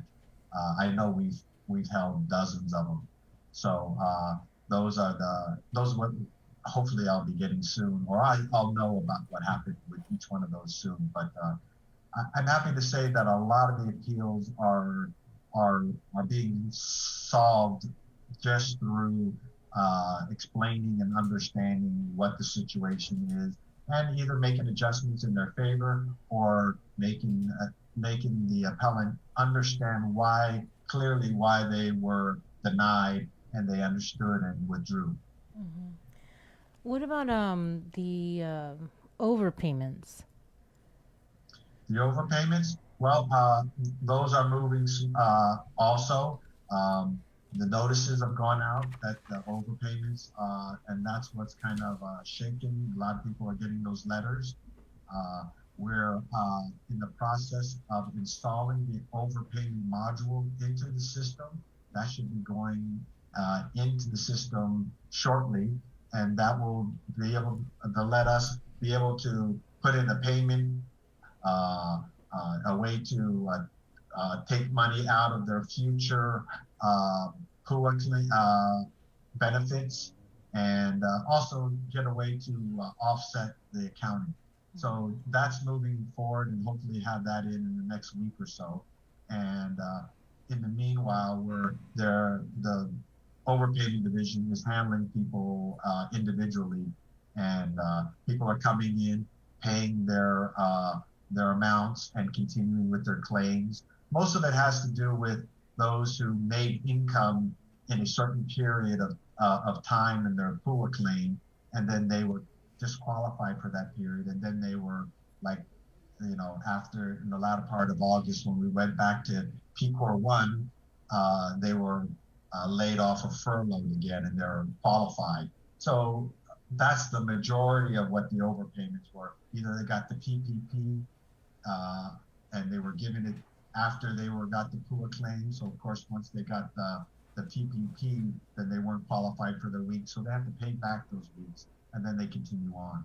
So it's an accounting procedure in a lot of ways, and then some are just they got paid and they went back to work and they continued to get paid, and they were overpaid and they got caught. So now they have to overpay.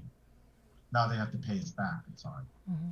How many? Do you have an estimate on how many letters went out to the individuals that were overpaid? Probably just over 100. Mm-hmm. And out of I mean, it's not an unruly number, but it is certainly a large enough number to. We want to satisfy that why the people have the money before they spend it all, even though it's not their money. But we understand the times, and if you get a check and you have to pay back several $1,000s, we want to at least let them notify that they are in that they have to pay it back. Mm-hmm. Out of the over 100, then, how many have since resolved their overpayment?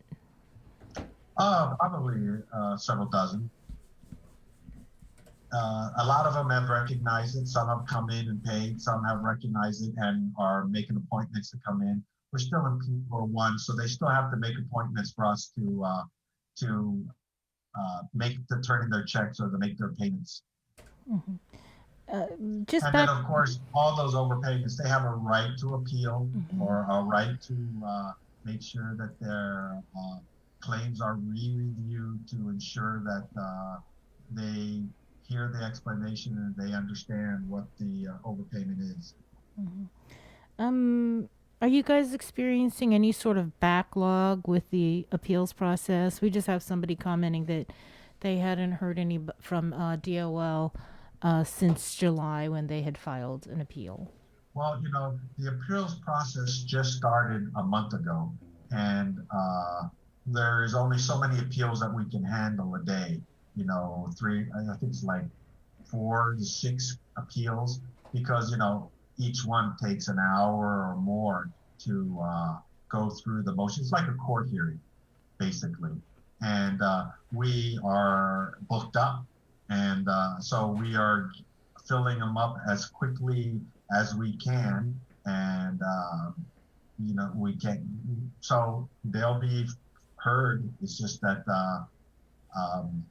we're going through them as quickly as we can and hearing as many as we can and getting through them as many as we can. So, you got to remember there's not a lot, but there's only so many that we can do in one day, and we're going through them and handling them.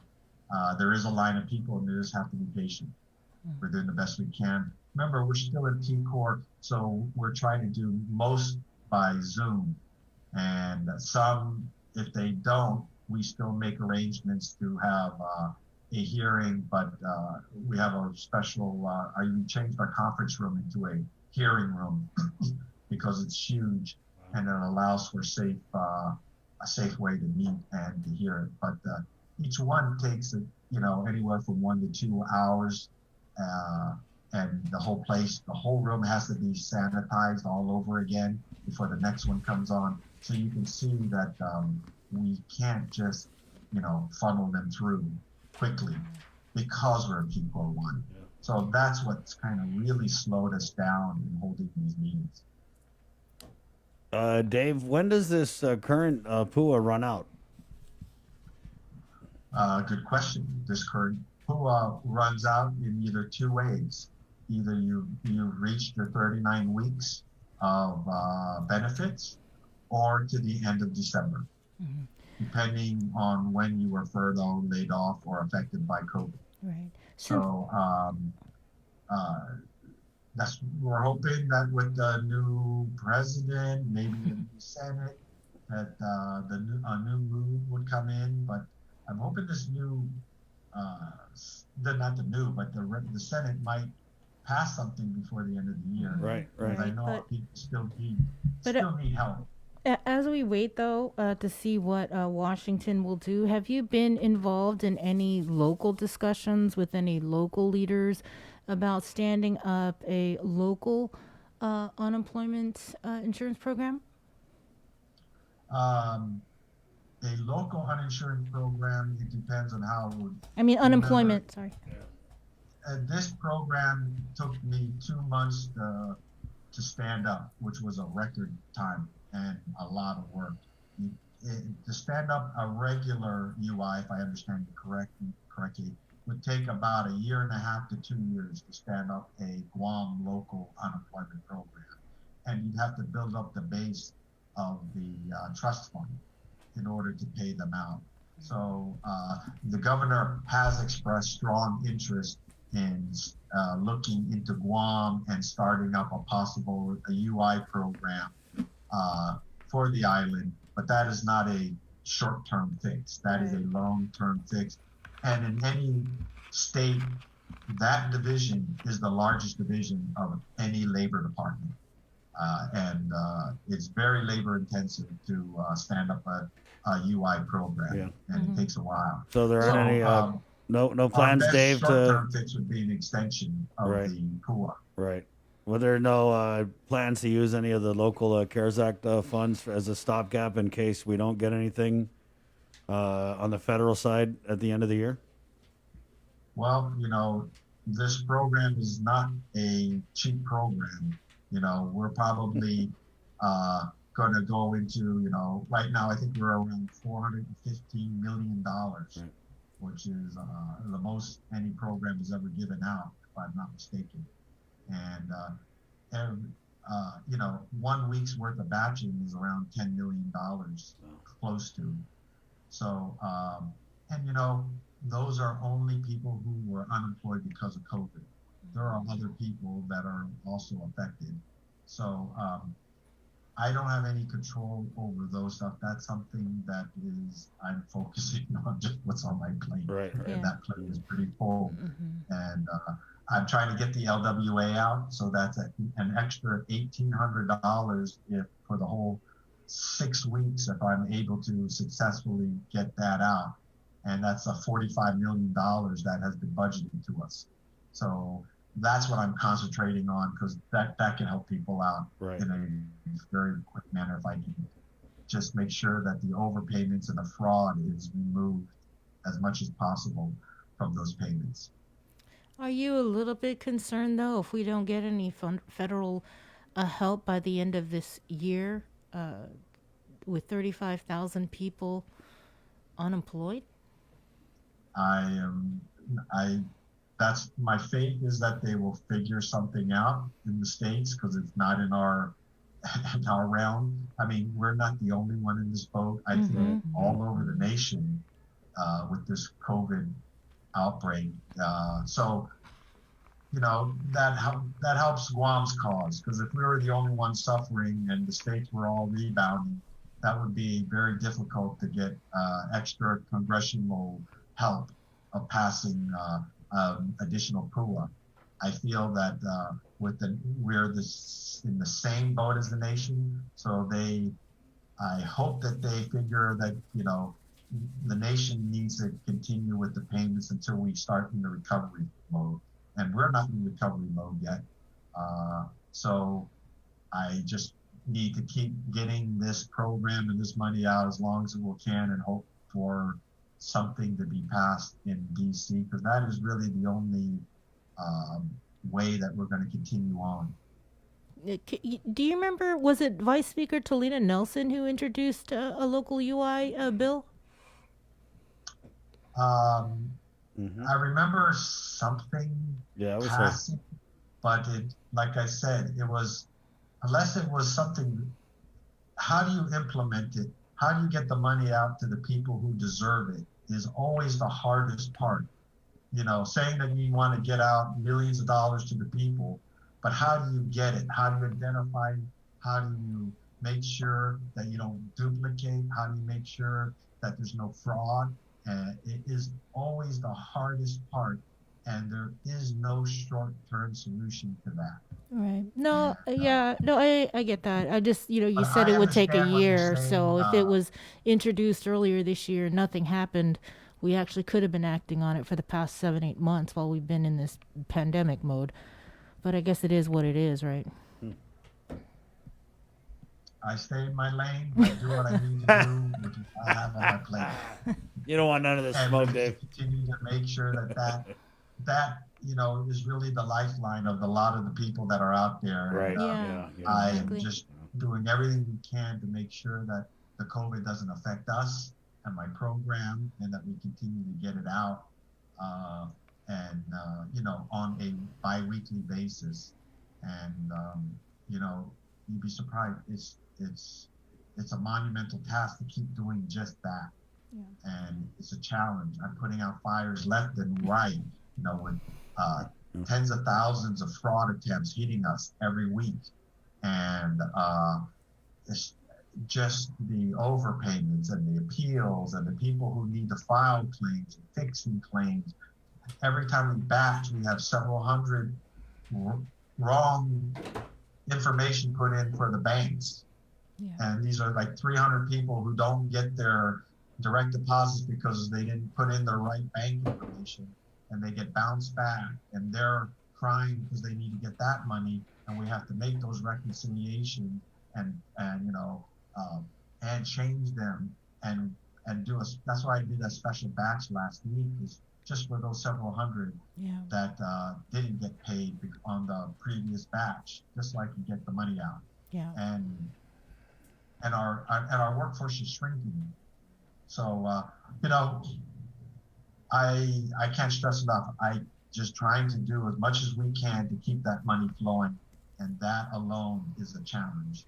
And I just have to hope that Congress will pass something that will continue, so that all I have to do is just keep this program going, or change the PUA, or switch back on the FPUC. I mean, if they were to switch back on the FPUC and make it retro back to July, that can happen as soon as I get the money, because those people already paid. All that is in the system. So that's what I'm hoping for, is that they continue with the existing system and just change the numbers, add more monies, or extend it past December. And that is the quickest and easiest way that we can help our island and our people recover. Thank you, Dave. Appreciate your Thank time. you. Thank you guys for your questions. I hope I was able to answer them. Yeah, we appreciate it. Be safe. Be safe, guys. That's the. What do we got, Jay? Oh, it's my week. Yeah. Oh man. Okay, so we have virtual banana donut. Banana saga there, Dave. I do a little thing. I put in the baking powder, so there's a little bit of crisp, and then you get into that luscious, moist banana. Jeez. Yeah. So there you go, guys. Virtual banana donuts this morning for all of our guests in the KUAM News Zoom room. Hey, it's 7:48. We had just a ton of comments about this UI. Knowing that UI takes a while to build up the fund, they, meaning the senators, should have passed something to start it. What else we got here? Why didn't our legislature pass a local UI program these past 7 months? Well, they're too busy telling us when we could buy beer at the mom and pop store. So good points there, guys. Thank you to our viewers at the KUAM News Facebook page. We'll take a short break and come back with the Department of Corrections Director Joe Carbolito next on The Link. We value relationships because when we commit, I love you guys until you're 80, until you're 90, until you're 100, forever. we are in it for the long run. So you can enjoy the moments that matter. Because when we commit to relationships, we never stop caring. Calvo's Select Care, health care that is always there for you. Federal employees and annuitants enroll today. Uproar Race to 21 Challenge. 2020 is 1 year we can't wait to put in the rearview mirror. So lace up, get ready, set, and run to 21 with the Guam Rona Challenge. Join the virtual challenge starting now through December 31st. Go at your own pace and select from 100, 2, or the 300-mile challenge. To register, visit runtochallenge.com. Special thanks to KUAM Communications, Trench Challenge, and Kill Cliff. This is an Uproar event. Proceeds benefit the Special Olympics Guam. The Christmas Pops Virtual Holiday Shopping Fair is coming on Sunday, November 29th. It's the third annual Christmas Pops event with local artisans, crafters, and businesses in a reimagined and safe way for you to shop. As many small businesses struggle to survive, the call to buy local is greater than ever. To learn more and participate in this one-of-a-kind multimedia marketplace event on the stations and digital platforms of KUAM Communications, bringing together the island's biggest array of local vendors, email bettyann@kuam.com or visit kuam.com. Presented to you by Stroll Courier. Get all your packages, documents, and gifts delivered island-wide. Visit strollguam.com/courier and book a delivery today. These are some of the signs that someone is thinking about suicide. Talking about wanting to die, excessive guilt or shame, and feeling like a burden to others. Feeling empty, hopeless, trapped, or having no reason to live. Feeling extremely sad, anxious, agitated, or full of rage with unbearable emotional or physical pain. Other signs include changing behavior such as making a plan or researching ways to die, withdrawing from friends or saying goodbye, giving away important items or making a will, taking dangerous risks such as driving extremely fast, displaying extreme mood swings, eating or sleeping more or less, and using drugs or alcohol more often. If you or someone you know is showing these warning signs, get help as soon as possible. Call Guam Behavioral Health and Wellness Center's crisis hotline at 647-8833 or 4.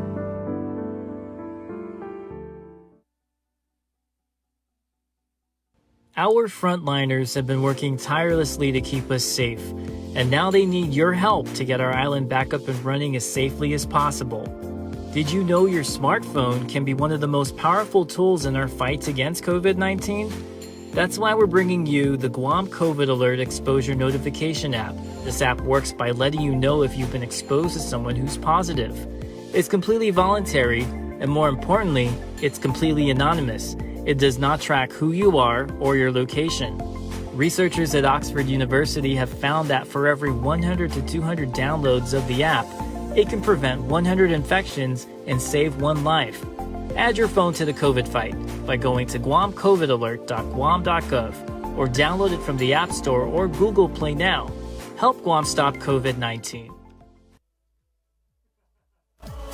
That's Nicole Leon Guerrero with her EDM version of Hagu. She is phenomenal. We've seen Nicole perform in a bunch of different ways. Remember what was it? What was your group before? Was it Two Little Birdies or something? Two Little Birds. Yeah.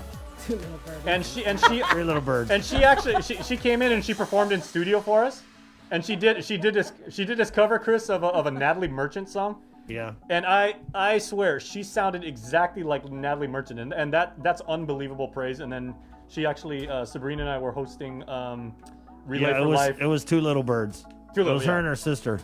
Oh, that's her sister. Oh, I Yeah. didn't even know that. But Sabrina, I hope so. I hope I'm not getting it wrong, but Sabrina and I were hosting the Relay for Life last year at the GW track, and then we actually introduced Nicole, and she just had this solo set, and like it was amazing. At 7:53, welcome to the link.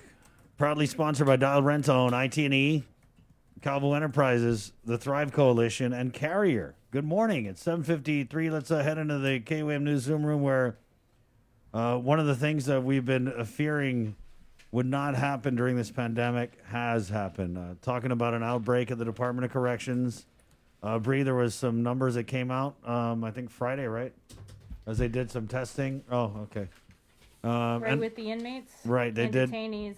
I think it was 8, right, Joe? 8 out of the 208? And 3, I think, tests they conducted. We have Director Joe Carbolito. Good morning. Good morning, Joe. Oh, wait, Unmute. Unmute. Anagi.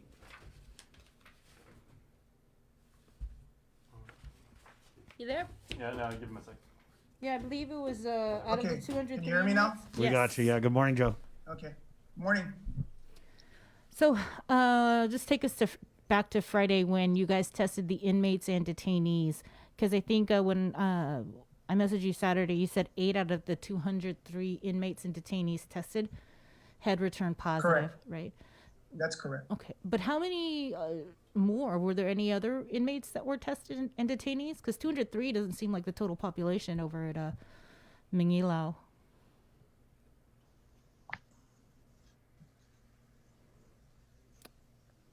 You there? Hold on a second. Oh, okay. I didn't know if you were frozen. I had to decline the call. Sorry. Okay. Yeah. It interrupted. Right on. All right. Go ahead, Joe. Okay, so yeah, 8 out of the 203 tested positive. That's correct. Are there any more inmates and detainees that need to be tested? Yes, there is. We're expecting another batch of testing tomorrow from 9 to 12 at the main facility in Manila. And then about 2 days later, on the 12th, we're going to be testing the Hagåtña detention facility. Joe, what about the staff, right? We're hearing that, is it about half of the staff is out on quarantine or because they tested positive for the virus? Quarantine and isolation. Yeah. No. So the numbers didn't really change from the last time we spoke or we gave an update. So we still have 39 positives and 48 that are quarantined. So that's a total of 87. Actually, the numbers went down because we have some officers that are already starting to come back from the mandated 14-day quarantine. And we're going to continue to see more officers come back because they're already pretty much completed with the quarantine period. So we're expecting more coming back this week out of that 87 that I just mentioned. Joe, can you just clarify the 203 that were tested on Friday? Where are these inmates and detainees from? They're from the Manila facility. Are they your special housing unit or can you say? No, we tested like around 6 or 7 housing units, just the smaller population. Post 2, 3, 17, 18, and 8. So we tested like about 5 or 6 total posts, and we still have like another 200 plus remaining, which will be tested tomorrow. I saw that you guys had released that the inmates, the 8 inmates detainees who were positive are being isolated. Where exactly are they being isolated? We have our isolation facility on post 7. We've, let me just say that this was expected. We've been expecting this from the very beginning of this pandemic. We have a contingency operations plan that will automatically kick in, and once something like this occurs, and unfortunately, we were safe for 6-7 months into the pandemic, and now we're currently experiencing the worst case scenario that we were thinking may be occurring, which has already been occurring stateside, nationwide. So we have a plan in place, we're prepared for it, and we're now standing up that plan. We have the isolation facility. Those inmates that have tested positive are isolated in the designated isolation facility. Mm-hmm. Are you still there, Joe? We lost your video. Yes. Okay, there you are. Yes, I'm sorry. Oh, my phone is like really Pretty getting popular. low power. So let's try and get this a little bit quicker because my phone is running out of juice. But anyway, so yeah, we're doing what we can. We've activated our contingency operations plan, and part of that plan is the isolation facility, and we've been coordinating and constantly in communications with both CDC and public health regarding our situation. We've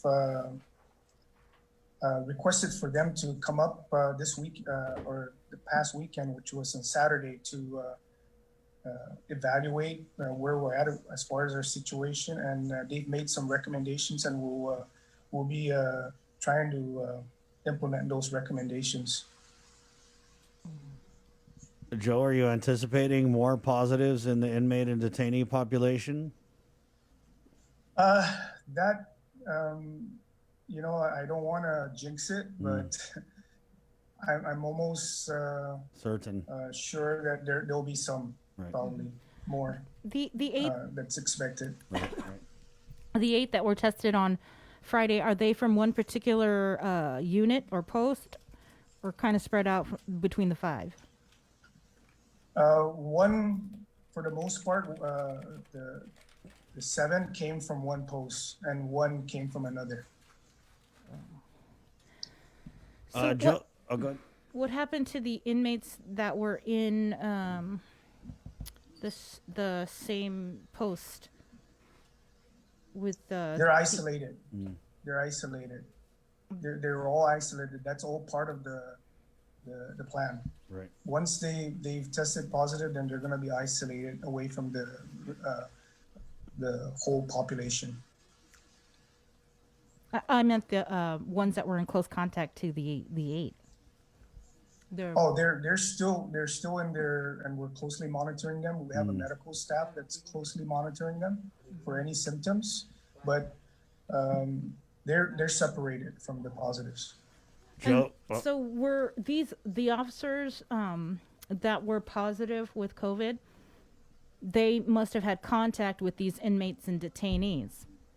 Is that safe to say, considering these inmates and detainees, they're not going anywhere? Yeah, they're in jail. You can probably make that assumption, but there's nothing definite. They're still trying to do the contact tracing. We've done our part as far as we've done our part. We don't wait for public health to do their contact tracing, because sometimes that takes a while, right? They're overwhelmed themselves. So we start our own internal contact tracing, and we start removing people and quarantining people as we see fit based on just even exposure. And that's what we've been doing with our staff. I've directed our staff, even if they've had some type of exposure, or there's even a possibility of exposure, I directed them to just stay home and quarantine. And that's why you have a higher number of quarantined staff. Joe, what because about? we've done that internally on our own. Right. family members of the COVID positive inmates, detainees, how do they get updates on the condition? How do they know? We have a solid plan in place. We're doing the best we can with that plan moving forward, and we're going to continue to adjust with the plans because there's really no definite plan for this pandemic. It changes. Everything, the variables change. So we adjust based on the variables that we're faced with. Right. Right now, I think we're doing pretty good. We of course we would like not to have any infections, but like I said, it was expected, and it's we're not any different from anywhere else in the nation. Right. Where this pandemic is really affecting everyone. Are the inmates, detainees, are they all asymptomatic? For the most part, yes. Okay. The I forgot what I was going to ask. The 8 detainees, can you and inmates, can you tell us how many are detainees and how many are inmates? I think it's about half and half. There's about 3 or 4 detainees out of the 8 and 4 inmates, something to that effect. Are any of the 4 recently sent over to DOC in the past couple of weeks? No, they've been there. Okay. And you said you stood up this isolation unit within DOC. Have you had to bring on any medical personnel to help assist and monitor these inmates and detainees? We have our GMH internal medical staff that monitors everything. Is that on a 24-hour? Yes, they're here in our main facility and down at the Hagåtña detention facility. So we have medical staff on both facilities. Are there any plans to, professionally sanitize or disinfect? I mean, I know it's a huge area, but I'm just curious if that's part of the master plan, response plan, or the plan of the plan that you plan for. We're trying to coordinate that effort however we can do it, because it's very difficult. As you know, it's gonna, when you do the disinfecting with the spray, it's gonna take 24 hours before you're allowed to come back in. So how are we gonna move 70 or 80 from one post to another post? It's gonna be some challenge there, but we're trying our best to see how we can best do that without compromising security. Joe, have there been any conversation at all with the Guam Police Department or even the Guard in terms of them supplying you guys with some extra personnel to make up for the shortages due to the officers who have COVID or are on quarantine or isolation? So again, we're not there yet. The staffing issue is part of our contingency operations plan. Okay, so we've redirected some of our staffing resources around. We've adjusted scheduling. In other words, we've called in all our regular days off. So we're trying not to over or exhaust our personnel, but days off has been canceled, and we're probably going to give them 1 out of the 2 days off to rest. But for the most part, we're doing good. We still have the numbers that come in to work, and it's sufficient enough to run the operations. We have 50 plus officers that still report to work for the 2 different shifts. After moving around all the different non-essential staffing. So we have, we've moved people from those non-essential areas like transport, support, admin, and even parole. We've have them helping out. So we're okay for now. We're managing with the personnel that we do have, and we will reach out to the other law enforcement agencies when the need comes. But right now we're okay. Okay. Wow. Well, anything else, Joe? Yeah, let me just close by saying that I know it looks bad right now. Just the way, it seems like for people out there that are looking from outside in, and it may get worse for all we know, right? We just don't know how this pandemic really is right now. We're at the height or even in the middle of this pandemic. So the reality is that we're in the middle of it, okay? And probably, again, like I said, it's expected something like this was going to happen. We're prepared, and we've been prepared from the very beginning. We have our plans in place. We've implemented all our policies for all the preventive measures. It's been working. It worked for the first 7-8 months now that we're into this pandemic. Unfortunately, there's some things that's out of our control. Our staff have to go home, right, after work, and they have to come back to work. Those are some things that I can't control. I have policies in place for them to adhere to, but I can't follow them around when they leave work. It's bound to happen. We kind of expected something like this to happen. We have our bubble, and we've been protecting our bubble for the longest time. It's just unfortunate that it's now, happening. Yeah. As far as the exposure and the infection, and we're trying to control it. We're working tediously with public health and CDC to see what else we can do to control the outbreak, so to speak, as you guys call it. But we're confident with our plan that's in place, and we're looking at even adding to our isolation facility just in case we need more space. We're in discussion with public health. Both public health and DPW as a resource. The governor has given me all the resources and support that I need, including senators that have called me. So everyone is concerned, and I understand the concerns, but I rest assured we're doing everything that we can to protect our population, and we're going to continue to fight this battle with this COVID and try to protect our population as the best that we can, the best way we know we can. Joe, real quickly, how many beds do you have in your designated isolation unit? We can, the maximum that we can probably put in there is 40 right now. 40, okay. But like I said, we're making arrangements as another backup isolation facility to try and stand up another one just in case. In the compound? We need the extra space. Yes, okay. Correct. Okay. You good, Bree? Can you just kind of describe like how long of a shift your officers are working now that, since you were down 93 or 87? They're still working 12 hours like they're supposed to. Sometimes they exceed that. 14 hours depends on the relief that they're getting.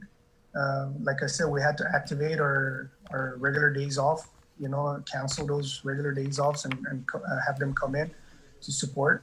And but for the most part, we're still operating normal. We still have enough staffing because we've moved around personnel. Okay. 12-hour day, that's normal. Yes, right. 12 hours is the shift that's the normal shift that they work. Well, they actually work 12 hours for 5 days, 2 days off. But now we've canceled one of those days off. But we still have to make sure that they're rested, so they get at least the 1 day off out of the 2. Right.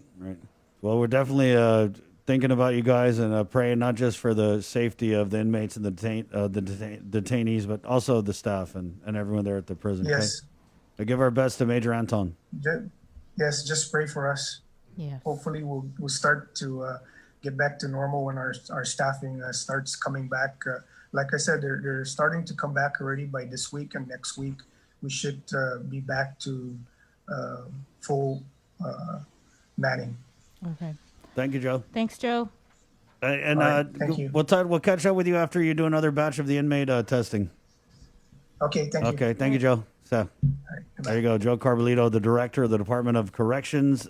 Real quick break, and we're coming back with the Chamber of Commerce President Castro and the GHRA President Mary Rhodes. Next on the link, it's The Breeze 93.9. Thrive, a coalition for a drug-free Dedido, is an active partnership of community members and leaders committed to a vibrant, resilient, and empowered Dedido. It takes a village to raise healthy and drug-free youth. Thrive with us. Find us online or email thrive@westcare.com. Life as we know it changed this year. Our health, families, jobs, and finances have been in jeopardy. We've witnessed loss in more ways than one. And at a time when nothing could be more comforting than coming together to fill this loss, share the love, and lean on each other for support, we've been asked to stay apart for our own safety. This year on Giving Tuesday, the need will be greater than ever, but we'll also face more obstacles than ever in spreading love, kindness, and generosity to those who need it most. So we're challenging you, yes, all of you Guam, to help create a wave of generosity like we have never seen before. We can all do it. Small acts, big acts, businesses, schools, churches, clubs, men, women, children. Let's do this. Giving Tuesday is this December 1st. What will you do?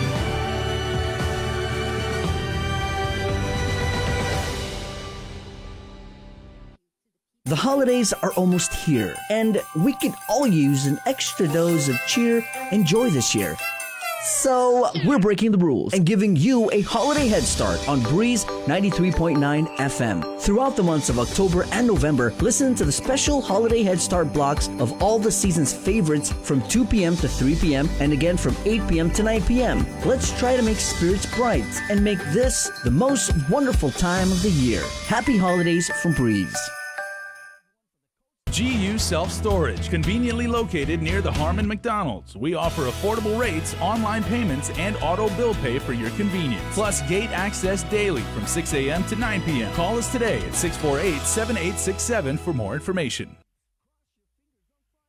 Uproar Race to 21 Challenge. 2020 is one year we can't wait to put in the rearview mirror. So lace up, get ready, set, and run to 21 with the Guam Rona Challenge. Join the virtual challenge starting now through December 31st. Go at your own pace and select from 100, 2, or the 300-mile challenge. To register, visit runtochallenge.com. Special thanks to KUAM Communications, Trench Challenge, and Kill Cliff. This is an Uproar event. Proceeds benefit the Special Olympics Guam. The Christmas Pops virtual holiday shopping fair is coming on Sunday, November 29th. It's the third annual Christmas Pops event with local artisans, crafters, and businesses in a reimagined and safe way for you to shop. As many small businesses struggle to survive, the call to buy local is greater than ever. To learn more and participate in this one-of-a-kind multimedia marketplace event on the stations and digital platforms of KUAM Communications, bringing together the island's biggest array of local vendors, email bettyann@kuam.com or visit kuam.com. Presented to you by Stroll Courier. Get all your packages, documents, and gifts delivered island-wide. Visit strollguam.com/courier and book a delivery today. We got your 6 at 6 a.m. with the link on Breeze 93.9 FM. Bree and I connect you with all the latest news and information you need to know to start your day. Then check back with Guam's news leader at 6 p.m. for the day's top headlines with KUAM News Primetime. From 6 a.m. to 6 p.m. and everything else in between with KUAM Digital, we got your 6.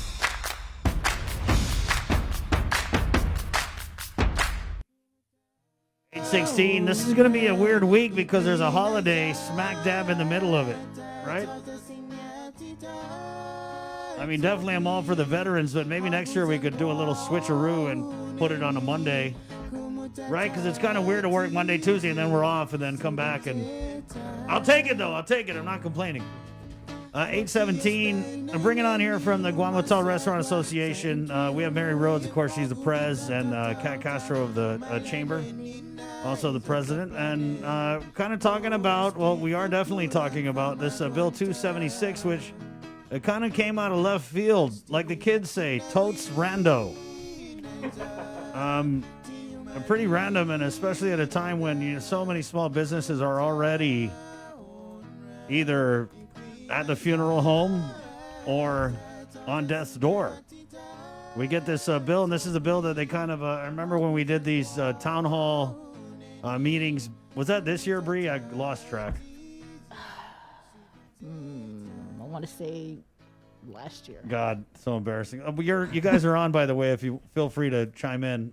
But yeah, so they had these town hall meetings, and then the governor had released a Bible of bills that I guess they had decided were legislation and actions they wanted to take as a result of these town hall meetings. And this Bill 276 limits the sale of alcohol here. And I know that, Mary, the public hearing was on a Friday, and very soon you guys had put out the call to the membership, obviously opposing this bill. And, Kat, we got you on too. Let's just start right there. Why do you think this 276 is a bad move for Guam right now? And Mary, go ahead. Well, it's really odd timing because Bill 384 was just heard on Monday from the same senator, Senator Sabina Perez. So obviously she oversees, revenue and taxation, which really has the ABC board. And so we had a lot more input, and I believe there was more participation in that public hearing, virtual public hearing with regards to Bill 384. I think that just, again, like you said, there were some town hall meetings, and then that bill was introduced originally earlier this year in January, and Senator Sabina had just put it on the floor. So it does seem out of sequence, especially with the numbers, but also just the timing is odd because we had just had that virtual public hearing on 384. Right. So we've asked our membership to oppose Bill 276 and support Bill 384 because Chamber of Commerce, the Women's Chamber, and GHRA really worked with the ABC chairman and several senators on Bill 384, which is really modernizing a lot of our ABC amendments since the Prohibition era. And what 276 does is just limit the hours on off-premise. And like you said, we already have so many challenges with not just small business, even our wholesalers, distributors, even larger entities. And, a lot of people question why GHRA. They think it's always hotels and restaurants, but a lot of the retailers and the wholesalers, distributors are all of our members, especially the gas stations, some of the smaller stores. Right. So it's really a concern for everybody because that's not how you change behavior. There may be reasons why individuals have access to alcohol, but it's still illegal. And that's what Bill 384 still supports. It's enforcing the laws that are already on the books, like checking ID, the hours of operation, making sure they're 21 years old. So we were very thoughtful when we authored that bill and wanted to make sure that we addressed everything that the ABC amendments should be updated with. So 276 is just really odd with its timing and just really seems unnecessary because it doesn't address the issue that the governor is trying to address, which is underage drinking. Right, yeah. And it's a little bit of mixed messaging too, when on the one hand you have this other bill that's gone through and kind of tightening up some of the ABC regulations, and then you have a bill that appears to conflict with the purpose. It's confusing. Kat, let's get you on. Catherine Castro, Chamber, good morning, and thanks for joining us. Good morning. Right, so remember that this bill came out early this year in January, right? And the Chamber actually sent testimony opposing the bill in February. And, we were on this, we saw what was going on. And again, the problem with our government is they're very reactionary, right? And instead of really looking at the problem, which is really enforcement and education, we're trying to legislate something that they're trying to control. And that's not the right thing to do, right? And we don't believe that that's the right thing to do. And we think that it's very important that our government take a look at how we can take care of the problem. How do we take care of the problem? Is better enforcement. How do we get more people going out there and looking at what's going on? How are they regulating the folks that are selling alcohol? How are we going out with our education and talking to our parents, talking to these older folks that are allowing children to have alcohol? Again, when this first came out, we were very concerned too about our tourists, because they come in and they go to the convenience stores, they purchase alcohol for their own consumption, right? And so that was going to impact their stay here on Guam as well, right? So, okay, so we don't have tourists right now, but again, we have to take a look at what is the real problem. Why don't we take a look? What about the excise taxes that we've got that are collecting? Why don't we reallocate some of those excise tax money and hire folks for enforcement? I mean, there's several ways that we can do this. Yeah, they could do a whole campaign. This almost reminds me of that other bill where they were something with the cigarette tax, and they were saying like, let's go give it out to this private company, and then they can make a whole bunch of money. When at the end of the day, it was really just about giving Revenue Tax the support they need to do their job, right, enforce. So, yeah, I agree with you, Mary. I don't think that this bill really addresses the problem. I just think it was one of the governor's pet bills. And, the term is running out, and she's only got so many people in there to, kind of do that that stuff that they got in trouble for during the election, which is just jump when Adelup says jump. And that's what I mean, outside looking in, that's what I see is going on here. I think that the timing's bad, and you're right. The enforcement, really, just give them the support they need. Mary, what are your members saying about this? I've heard of other things being discussed at the legislature, and I just want to put this out there that this is not the time to introduce any more regulations or limitations for our businesses. Mm-hmm. They need to be able to work with the laws that are on the books, and we need to work towards a safe and healthy reopening of Guam. Right. To add more regulations right now and further limit businesses is just really it's so disingenuous for any of our elected leaders to do.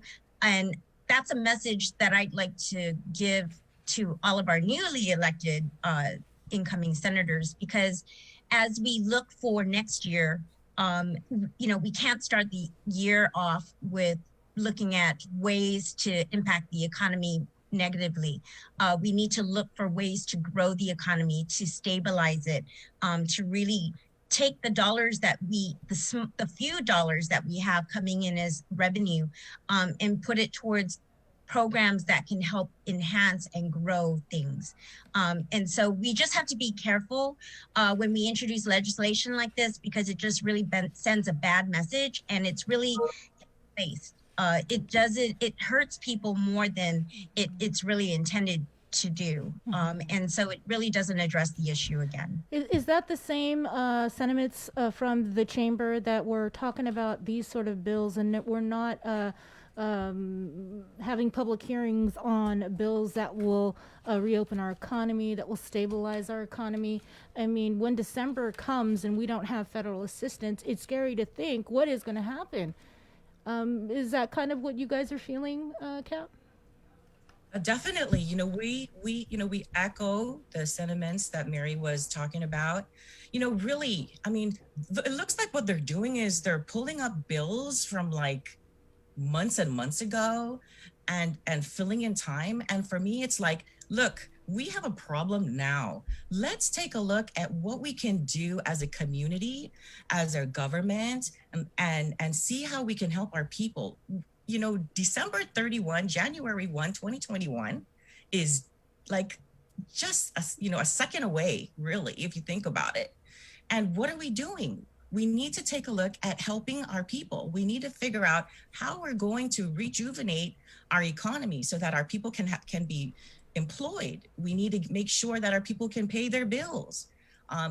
And so when we look at something like this, that is again going to impact, further exacerbate the situation, it boggles the mind. And so, the message to the legislators is look at what this is doing and let's turn this around, man. We still have time. Let's do something that's going to help our community, not stuff like this. Yeah, and I have to say the elections it was interesting for our local elections because it better balances the legislature, right, with Republican and Democrats. And so, but we had a couple years ago where Republicans were acting like Democrats and Democrats were acting like Republicans. So, it's a lot of push and pull or trading and swapping. And rather than seeing political promises like that, I'd rather see everybody work together. I think that this is a time where we have to put parties aside. And I believe that both Chamber as well as GHRA, especially me, I just try to be as bipartisan as possible and work with everybody. And I just really want to, I guess, leave on that note is just, I want to encourage all elected leaders to want to work together because this is just way too hard to get out of if we don't work together. And pulling things late like this where the timing doesn't even make sense, it's not well coordinated with something else we just had a really good virtual public hearing on. It's good to put it together on the floor at the same time and have the votes done. So I think that that's where the senators can probably go back and look at what's still sitting in their committee and either nix it or consolidate it and think of the bigger picture. That's where everybody can probably do a better job at. And I know there's been a lot of commentary about the legislature this year. And so I think that those who are remaining for the next couple of months could do us all a favor and probably look back at what's still sitting in their committees and put things out that's been sitting for a while. Can we talk about the economy? Have you guys heard anything new out of the governor's economic panel of advisors on any sort of plan to reopen our economy or anything? Or are you guys working on anything? Well, I've been sharing. Yeah, Kat, I'll guess I'll defer to you. You just put out some plans and then I can talk about what we've been working on as well. Yeah, obviously, we don't sleep, right? We want to make sure that, our economy gets stabilized. And so we have looked and have partnered with our government partners like GITA, Revenue and Taxation, Department of Labor, and we're looking at different economic initiatives. And I know that our folks have been on KUAM just very recently. And, I don't want to rehash everything that they've said, but certainly we are looking at different initiatives. And while we rebuild our tourism economy, we cannot sit still. We cannot sit idle. We need to take care of our people. And there's different ways that we can do this. And I'm just glad that our government folks are really supportive of these efforts. So we're looking forward to moving ahead. We just need to relax some of these restrictions in order for us to do stuff. On GHRA, one thing that I'd ask Chamber to join in on us with is the board just discussed the minimum wage increase that is expected to go up again in March. And we are going to be asking all of our elected leaders to defer that for at least 1 year, because our economy won't be able to handle that. It's just one more thing, right? That's going to be layered on top of things. So we are asking our elected leaders at the legislature to defer that for at least 1 year. Also, we've been working on several programs. I've reached out to Department of Labor and asked them about the grant money that they're expecting regarding displaced workers. If Dave Del Sola gets $12 million for displaced workers, there's a lot of work that we can do to get them upskilled and even cross-trained to get them into new positions that are available on Guam. Some people are hiring right now, even in this economy. Right. And there are people who are just staying at home and getting PUA dollars, but we can better utilize their time and get them prepared to go back into the workforce, or maybe get them trained on health and safety protocols.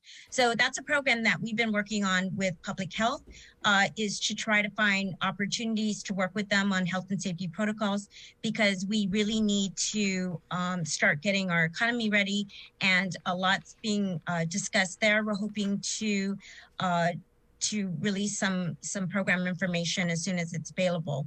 But with regards to diversification, tourism is our number one industry. Right now, GBB has been focused on working with GETRA and public health on some initiatives to get the Guam COVID Alert app out, to do languages for different communications programs for for special communities that really need the education and awareness. But we're hoping that we'll be able to start working on our next couple of projects.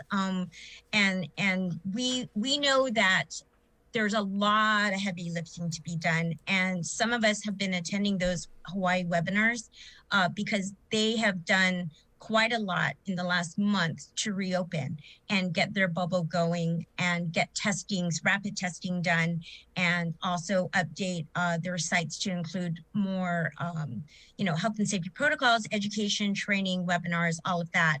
GETRA is participating. We just had the UCSF contact tracing program the other week. And then I'm going to be attending, I've been invited to attend along with public health and UOG on what's called a community outbreak management, which is almost like incident command. Should you have clusters or further outbreaks in certain communities. So I'll be participating in that, because a lot of what GETRA does is really work alongside with the government entities so that we can work on education, awareness, but more importantly, compliance and regulation. I know that there's been a lot of discussion about fines and penalties and things like that, but GETRA really tries to focus on more of the education, training, and workforce development so that we can get people ready to be certified in their positions, and then also educated on how to deliver safely a really good working environment so we can reopen tourism. And I think that's where GBB and GETRA differs a little bit, is obviously, Kat and her team, they have like the really big picture in mind, and they look at a lot of those other industries. But at the end of the day, GBB still needs to keep tourism as its highest priority. And there's a lot more that we need to do with regards to our destination. There's a lot we have to do with the external markets, with our airlines, to get them to want to fly to Guam and get reciprocity if we have a chance to even reopen by end of next year, by mid to end of next year. And so those discussions, we get the updates from those countries, from Korea, Taiwan, and Japan. And, they're still having challenges within those markets. So the airlines have already announced that they're probably not going to be flying here till the end of the year, if not even January. So this is the time to be fixing things and getting us prepared. And so we need to really be smart about how we use the federal dollars to strengthen Guam, so we are poised and really truly ready to say we are ready to open. And so that's my biggest concern, is getting the economy back open, but also remaining open and not moving backwards. Talking sense over here, Mary. Kind of sticking out. Right on. So back to 276 enforcement. Right, I go to the mom and pop store all the time. It really sticks out if you see. I've never seen a kid trying to buy beer. So just really hammering home the enforcement on the part of the parents, the schools. Just got to do our part, because I just don't see kids getting it at the store, and I don't feel like we need to legislate this away when there's an existing system in place. And I also kind of feel like, man, if I get off work and I want to grab some beer on the way home as a responsible adult, I should be able to do that and not have the right taken away from me just because someone wants to do the governor a favor. So. Thank you, ladies, and we'll keep an eye on this, and maybe we get you guys back on and talk more a little bit about reopening the economy. Thank you so much for There you always go. having us. I made virtual banana donuts in there. Okay, I made it with brown flour, so it's kind of healthy. That undoes the frying of it. All right. Thank you. Thank you, Mary. Thank you, Kat. Okay. Bye. Bye-bye. Hey, it's 8:36, so we'll take a really quick break, and we're coming back. We got Maria Pangilinan to talk about runoff voting, which starts. It's already started. Manumco hours at 9 to 10. And All right, then so everybody we'll get her on just ahead of the opening of the voting for the runoff polling. And then we got Janela Carrera of Public Health to wrap up this weekend's testing. Good morning, Guam. Uproar Race to 21 Challenge. 2020 is 1 year we can't wait to put in the rearview mirror. So lace up, get ready, set, and run to 21 with the Guam Rona Challenge. Join the virtual challenge starting now through December 31st. Go at your own pace and select from 100, 2, or the 300-mile challenge. To register, visit runtochallenge.com. Special thanks to KUAM Communications, Trench Challenge, and Kill Cliff. This is an Uproar event. Proceeds benefit the Special Olympics Guam. The Christmas Pops virtual holiday shopping fair is coming on Sunday, November 29th. It's the 3rd annual Christmas Pops event with local artisans, crafters, and businesses in a reimagined and safe way for you to shop. As many small businesses struggle to survive, the call to buy local is greater than ever. To learn more and participate in this one-of-a-kind multimedia marketplace event on the stations and digital platforms of KUAM Communications, bringing together the island's biggest array of local vendors, email bettyann@kuam.com or visit kuam.com. Presented to you by Stroll Courier. Get all your packages, documents, and gifts delivered island-wide. Visit strollguam.com/courier and book a delivery today. GU Self-Storage, conveniently located near the Harmon McDonald's. We offer affordable rates, online payments, and auto bill pay for your convenience. Plus gate access daily from 6 a.m. to 9 p.m. Call us today at 648-7867 for more information. Life as we know it changed this year. Our health, families, jobs, and finances have been in jeopardy. We've witnessed loss in more ways than one. And at a time when nothing could be more comforting than coming together to fill this loss, share the love, and lean on each other for support, we've been asked to stay apart for our own safety. This year on Giving Tuesday, the need will be greater than ever, but we'll also face more obstacles than ever in spreading love, kindness, and generosity to those who need it most. So we're challenging you, yes, all of you Guam, to help create a wave of generosity like we have never seen before. We can all do it. Small acts, big acts, businesses, schools, churches, clubs, men, women, children. Let's do this. Giving Tuesday is this December 1st. What will you do?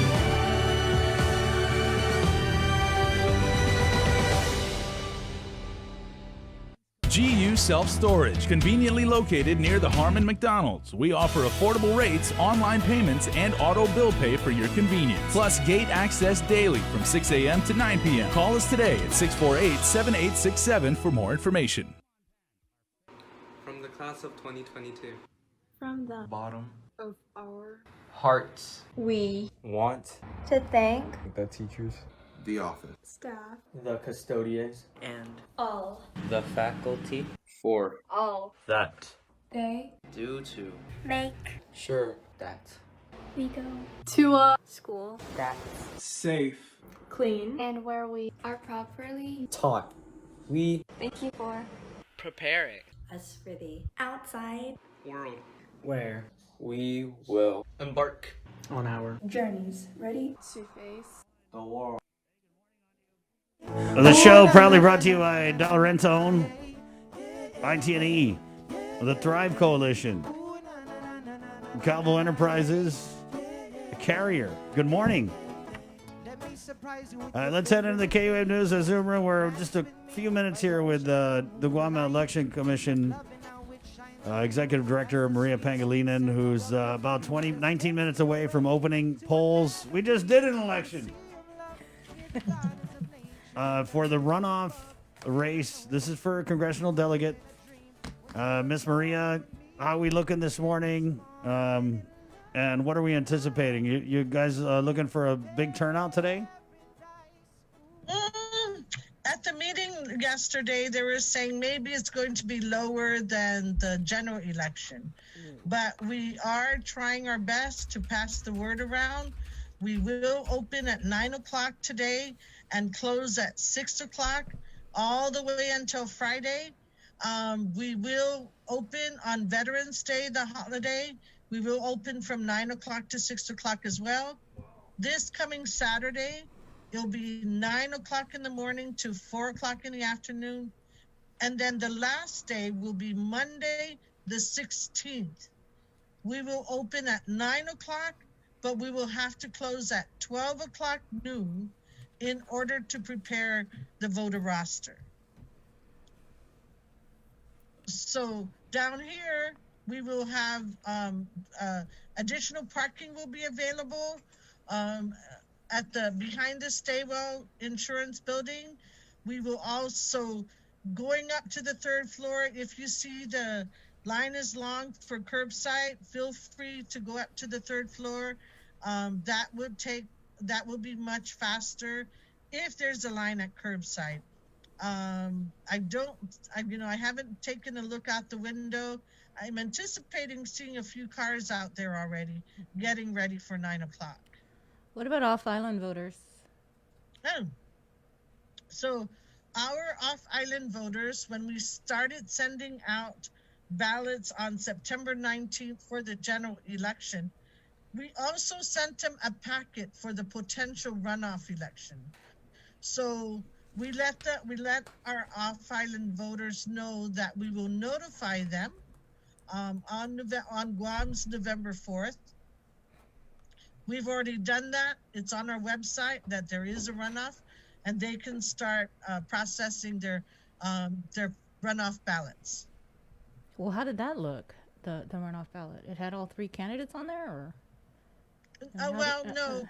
We called it for the UOCAVA ballots. We called it a FWAB, Federal Write-In Absentee Ballot.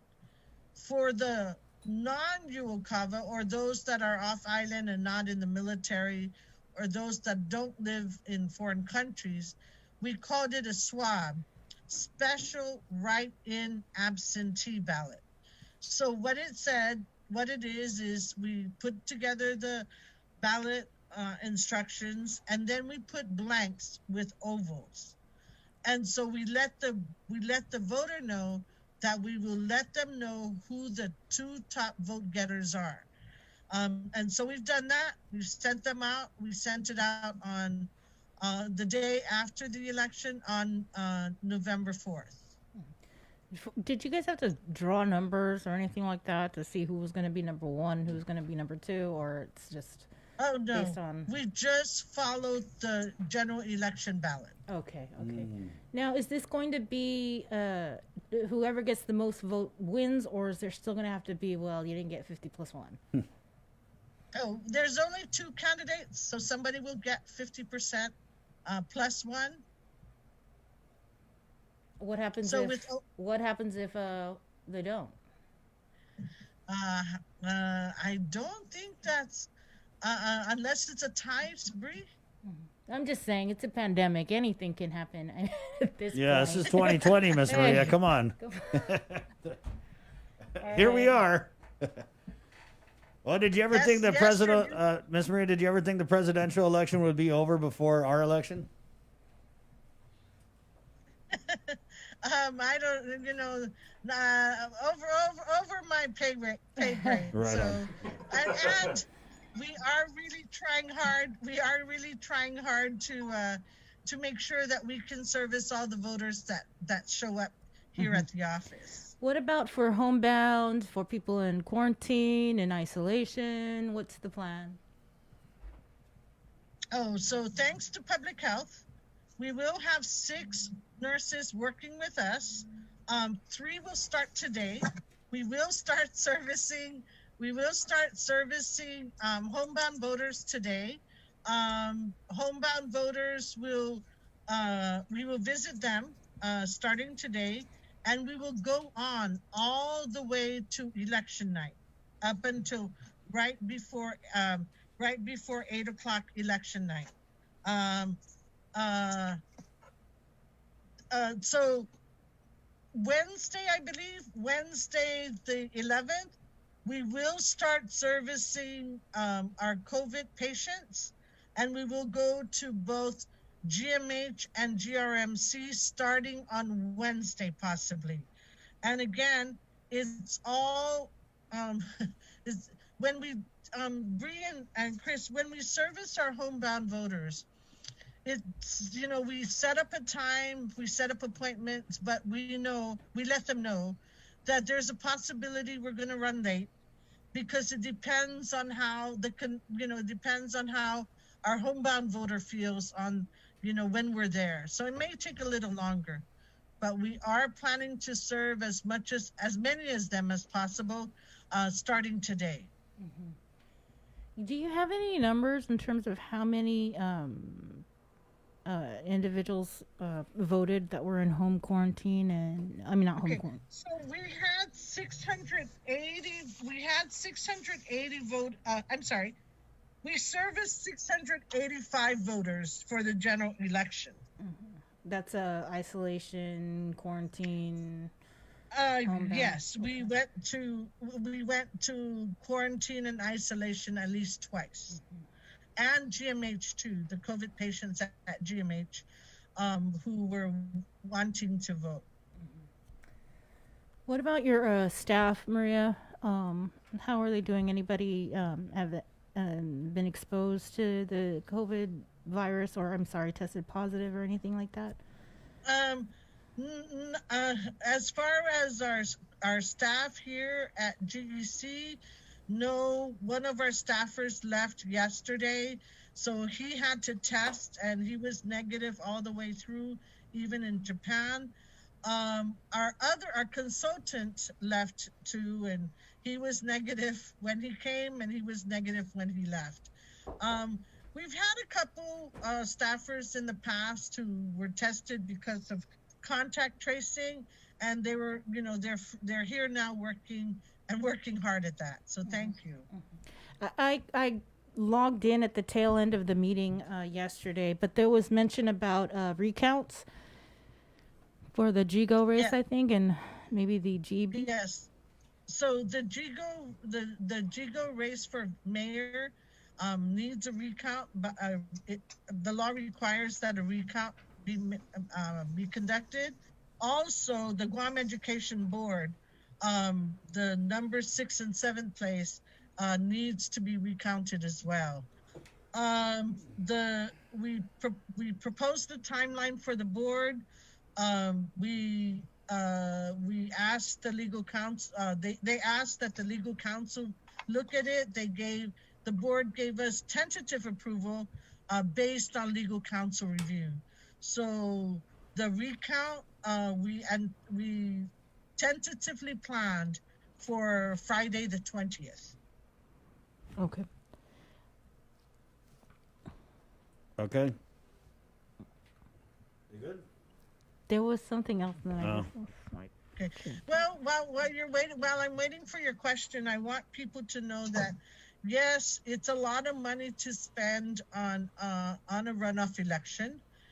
But the runoff election is required by law. Yeah. Nobody received a majority vote, the 50% plus one. So it doesn't matter. The law requires, the Organic Act requires that the congressional delegate be elected with a majority vote. And no one garnered a majority vote. So hence we have to have the runoff election. Any irregularities, complaints, or anything that has been filed with the GEC? We had an administrative complaint.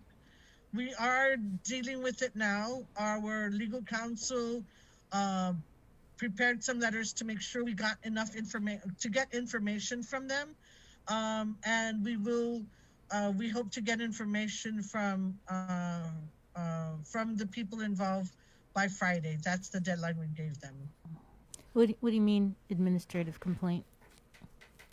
There was one administrative complaint was filed, Bree. What's the difference between an administrative complaint and like a regular dead people voting type of fraud complaint? The second complaint you mentioned could also be an administrative complaint, or it could be a voter challenge. If somebody should not be voting because they're dead. So it could be a voter challenge, it could be an administrative complaint. And we have 15 days to receive that from the date of the election. Can you also just stress that when you head to the GEC or even to the polls on the 17th, the type of pen you need to use this time? Oh, thank you. No Sharpies, right? Reed. Actually, I think Sharpies work, but we want to make sure so that the counting, the tabulation is not delayed. We want to let our voters know we found out that the blue pens may not work as well. So we want our voters to bring black pens. And and we will have black pens for our voters to use if they don't have one. Right on. Black pens are much better for the tabulator. Also, Bree, I want to say that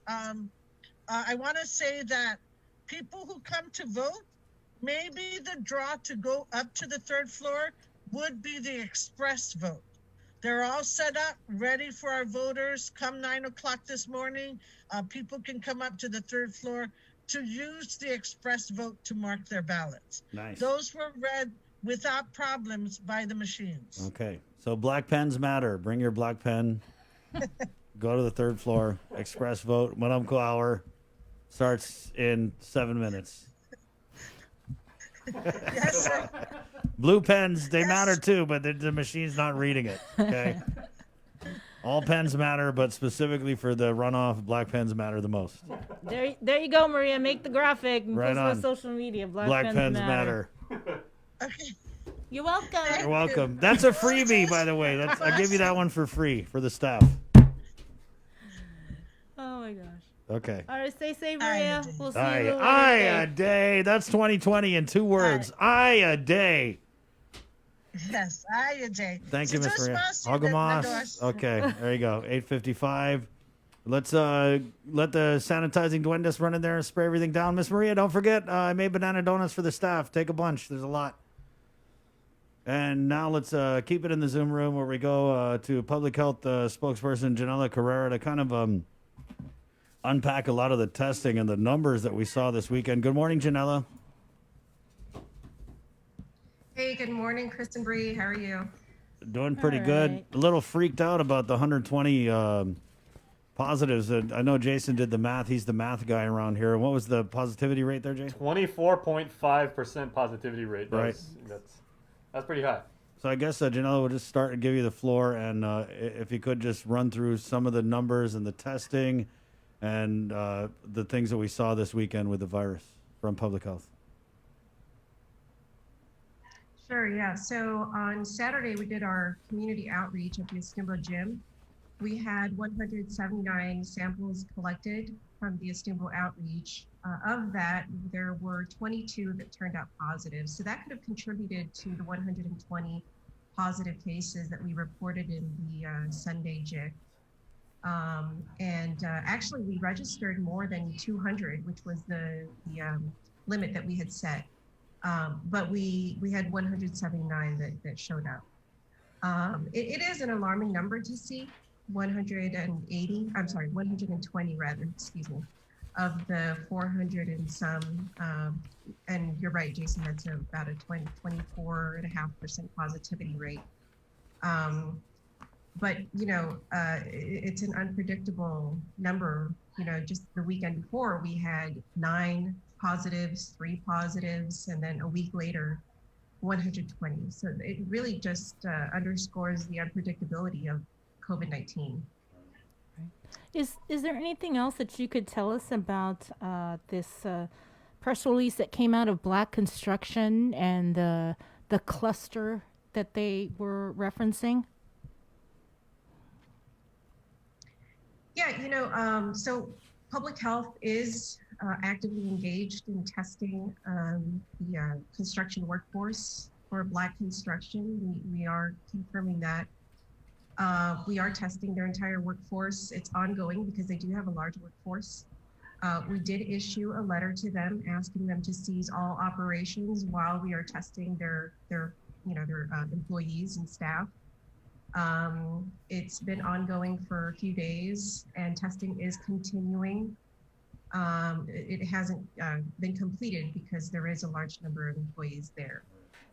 As far as numbers, I'd rather that Black construction be able to provide that to the media because those cases are under investigation. Our team is active. We're working with them very closely to monitor all the positive cases as well as the negative cases to ensure that there is proper isolation and quarantine measures, mitigation measures, to not only protect their employees, staff, and the workforce, but to also prevent any risk of spread to the community here in Guam. Can you say how many have been tested so far? I don't have the exact number on me, only because it's ongoing. I want to say because we started late last week and it's been ongoing, the number changes. I know that yesterday we were there on site and we tested a large number of their workforce, and then we're continuing today. So I'm not sure if the workforce that we're testing today is going to complete all of them, and then if we're going to continue again tomorrow. So it's a substantial amount that we've tested so far. We started, I believe it was last Thursday, and then we continued Friday. And then I think we paused on Saturday because we did the community outreach for Estimbo, and then we continued Sunday, and then we're continuing again today. So it's a pretty substantial amount that we've tested so far, but we are continuing to test their entire workforce, including their staff and management as well. Okay. Can you bring us up to speed on what's next? You had the public hearings on the fines and fees, and I guess has it closed already to provide public testimony? Yeah, so we did. We had our last public hearing on Wednesday, and then we were taking written testimony up until 4 p.m. that same day. We did receive some through our email address, and we're actually going to be meeting this week to look at all the testimony, written and oral, and discuss, all of the testimony that we received. We will be refining our draft rules and taking into consideration all of that. And I can tell you that the version that will come out of the initial draft that was created will not look like the draft that was issued and is on our website now. So, and that's the beauty of the public hearings that we had and the written testimony that we received, is that the process is really it was built to really engage the community and really take into consideration what they had to provide. And we really wanted that input. So again, what we are going to be putting out will likely be looking different from what what was initially issued by Public Health. Mm-hmm. Do you guys have any kind of estimated time when that will be finalized? And you put it out to the community and it's final, right? So we'll be using this week to refine it, and then it'll go through like a legal review. And then after that, we'll provide it to the governor for her concurrence. I'm not sure if her legal team will look at it as well for their legal concurrence. And then after that, it'll be adopted, and then we'll provide copies to all three branches of government. So maybe. And of course, that process that process as well, it won't just be, it's adopted and, we'll put everybody on notice. We'll give time to educate the community about what the newly adopted rules will be. Depending on what the newly adopted enforcement rules will be, I think it would be incumbent upon us to ensure that residents in the community are aware of what could potentially be, if there are any, what the fines could be, what they range, whether or not it involves warning first before there are fines. I think that was one of the suggestions that were made during the public hearing last week. So just really depending on what the rules will be, there would be an educational campaign to ensure people are aware of what is included in what the newly adopted rules would be. So we're looking at weeks, maybe a month before full implementation? Maybe a week, couple weeks for that legal review. I think, the intended goal of the executive order was so that it would be as expeditious as possible. The AAA process, the administrative adjudication law was, I think it was a 90-day process. And the executive order was really to give public health a time frame that would allow it to be a lot shorter. So we want to do this as quickly as possible, but also given some time that would allow us to do it in a way that was prudent, and that would also allow us to give the community some time to absorb any information that's contained in it. I wanted to go back to Black Construction, and just for clarification, was the Rapid Enforcement Team activated to handle that response at Black Construction?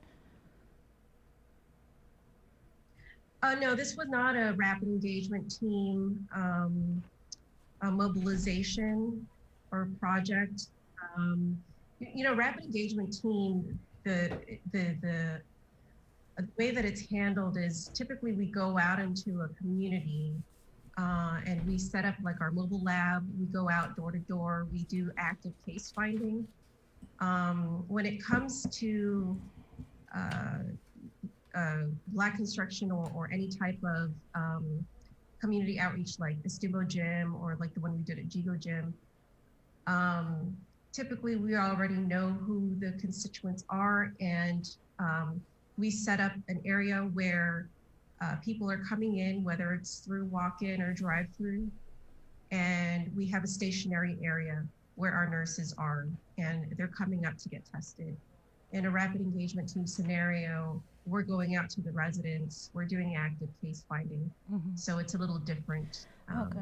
So this was not a rapid engagement team mobilization. Are you planning on, is Public Health planning on any other rapid engagement team mobilization efforts?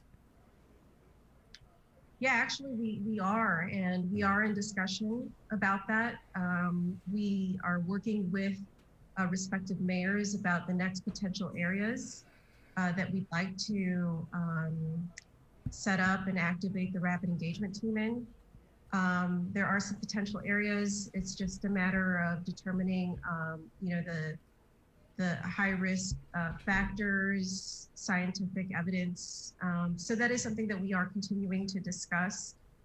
We're working with, I think it's in the Dedido area is the possibility. So we're working with the Dedido Mayor's Office and the FSM community and consulate office on that.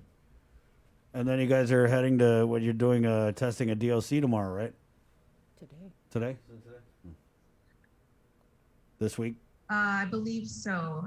Yeah, sometime this week. Okay. Yeah, so that's another one. So we're our nurses, our team, we're just continuing to test, and then on top of that, we still have our northern clinic that's open, every day except Sundays. So we are busy.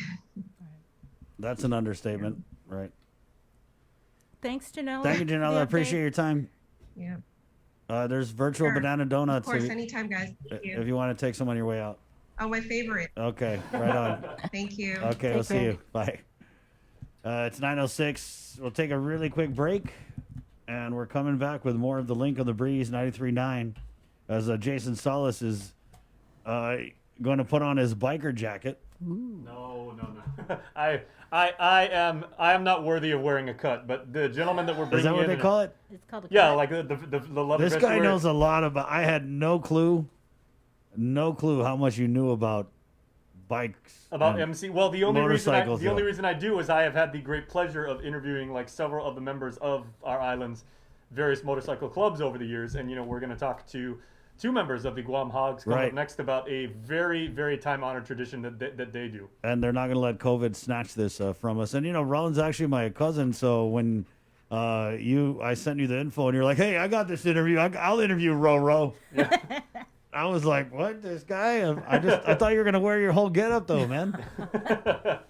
You don't got no studded leather jacket. He's got a tat. He's got a tat on his small of his back. Have you ever seen me even operate a car? I have a hard enough time operating a car, much less a Harley. Do you have a? He's got like Harley in his what do you call it? What do they call it? The tramp. You can't say tramp stamp. I don't think you can say that anymore. Yeah.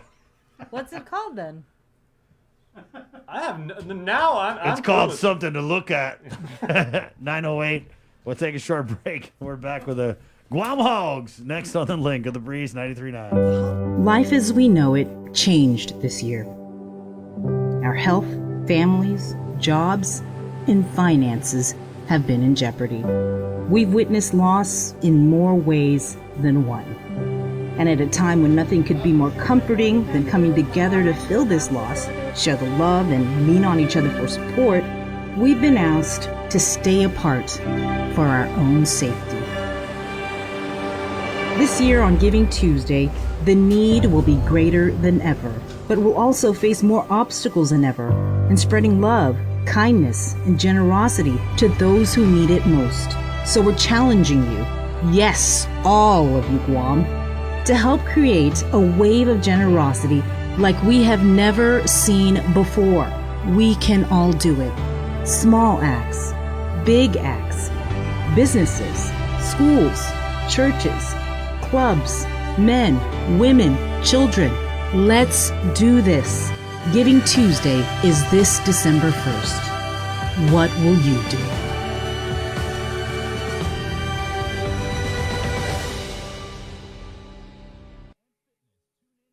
The Christmas Pops virtual holiday shopping fair is coming on Sunday, November 29th. It's the third annual Christmas Pops event with local artisans, crafters, and businesses in a reimagined and safe way for you to shop. As many small businesses struggle to survive, the call to buy local is greater than ever. To learn more and participate in this one-of-a-kind multimedia marketplace event on the stations and digital platforms of KUAM Communications, bringing together the island's biggest array of local vendors, email bettyann@kuam.com or visit kuam.com. Presented to you by Stroll Courier. Get all your packages, documents, and gifts delivered island-wide. Visit strollguam.com/courier and book a delivery today.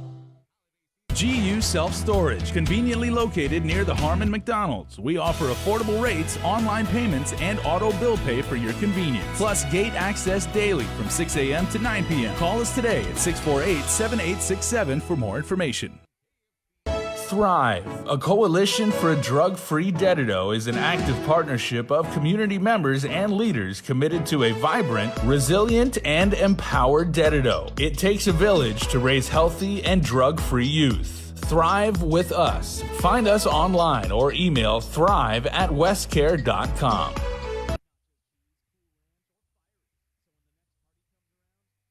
Kids medicine mayor research ne kisara chaurari sawal COVID-19. Me burin nageri warawat at si posopwero ne ferie petire semwen. Awarauru fito awen seri kots. Porporive puet nuporam nofeten. Terupom non ukukun rueseken. Terugeri soap mekorik. Ikeseor soap mekorik.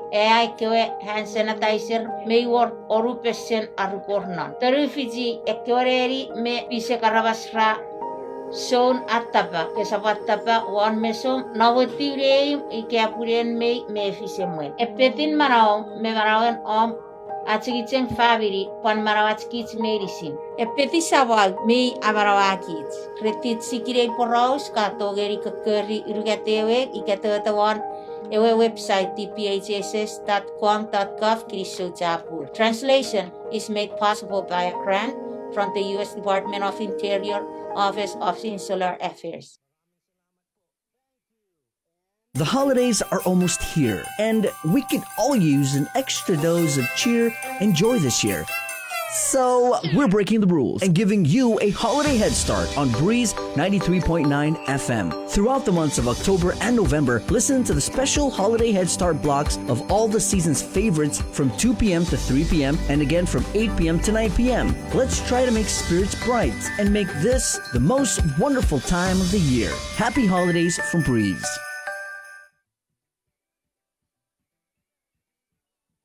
We got your 6. At 6 a.m. with The Link on Breeze 93.9 FM. Bree and I connect you with all the latest news and information you need to know to start your day. Then check back with Guam's news leader at 6 p.m. for the day's top headlines with KUAM News Primetime. From 6 a.m. to 6 p.m. and everything else in between with KUAM Digital, we got your 6.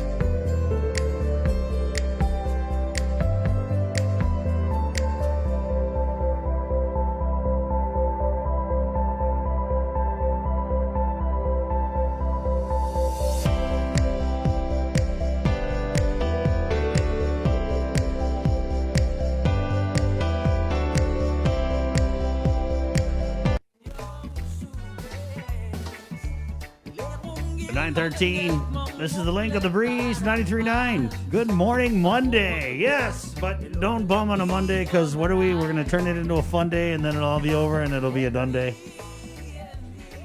Nice. Just, whatever. 9:14. You went through the whole range of emotions all in one sentence. I did. Because this Monday's a little bit different. This Monday's more like a Wednesday because it's a holiday on Wednesday. Mm-hmm. You know what I'm saying? All right, so actually it's more like a Thursday. I'm confused now.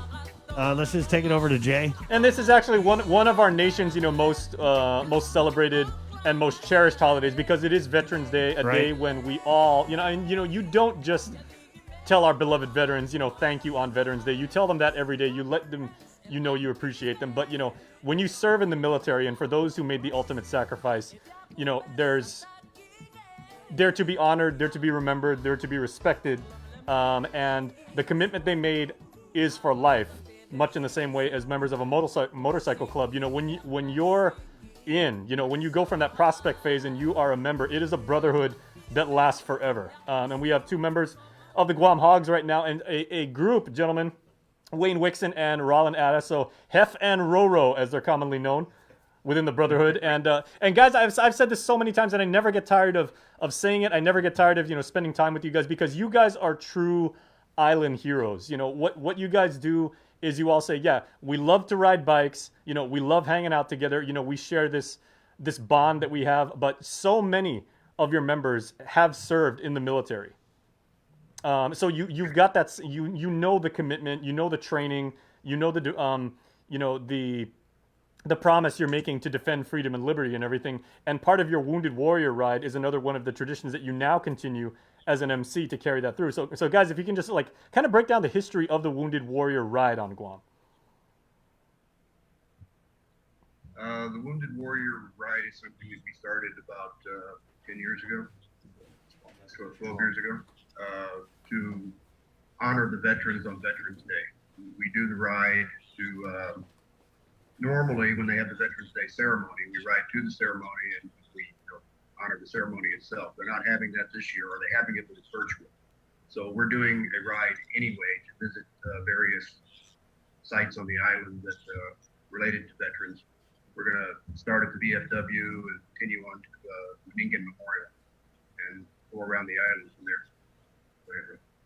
Yeah, so initially when this first started way back in the day, actually Bill Nelson is the one that started this actual ride. from Harley Davidson. And what we did before was the first initial few rides they actually donated to the Wounded Warrior Project in the States. And we finally decided, when Guam Hogs took over, we finally decided to keep all the money raised here on island for our veterans here on island.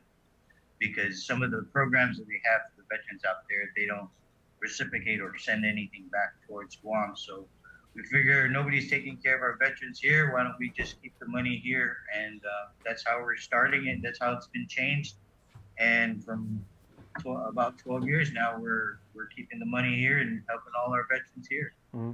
Yeah, and guys, I know you can't see this, but in the Zoom room right now, but on our live stream, we're actually showing pictures of previous events that you guys have done, and the entire MC coming out, and we've got one of you guys are folding this huge garrison flag of the Great Seal of Guam, and taking part in the veteran ceremony. So there are officers and dignitaries who are at the various ceremonies. We may have it at Veterans Cemetery, but you always see members of your club, the various motorcycle clubs there, because you guys, like I said, you guys made the commitment, you guys volunteered to serve, and you guys still have that character ingrained in you as members of this new brotherhood. But that's always going to be who you are too. So what does it mean for those of you who did serve to be able to continue that tradition and to thank our vets?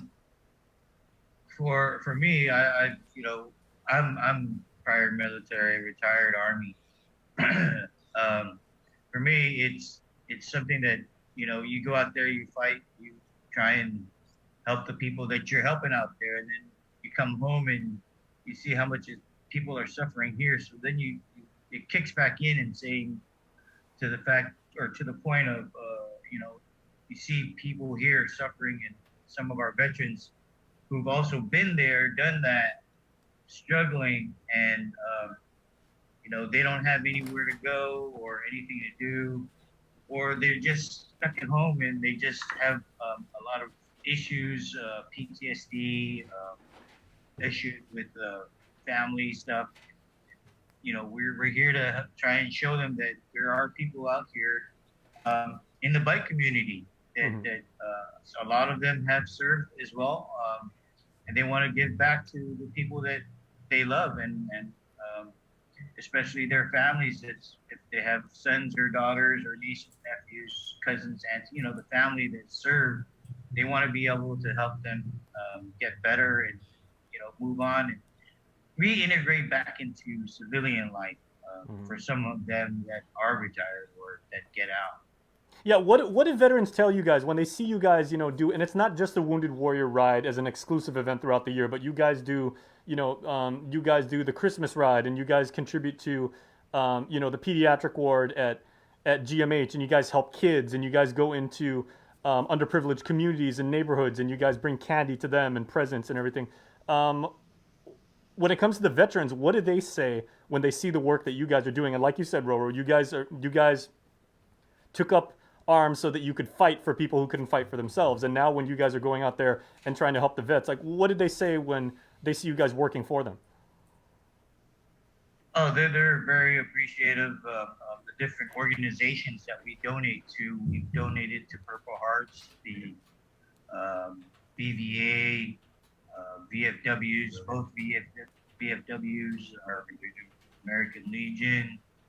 I think one year we even did the Gold Star families, and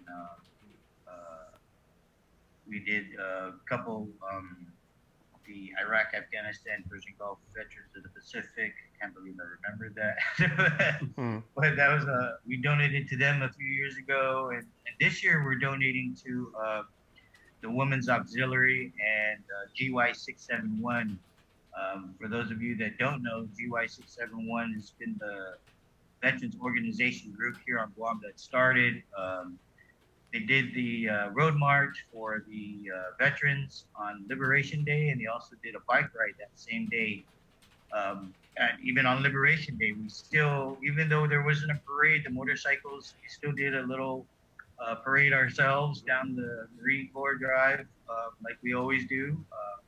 That was fun. And then again, we This year we're limiting it to two different organizations, and donations. So all the money that we raise and everything that we are selling as far as shirts and gaiters for this event, all that money goes to these two organizations, GY671 and Women's Auxiliary.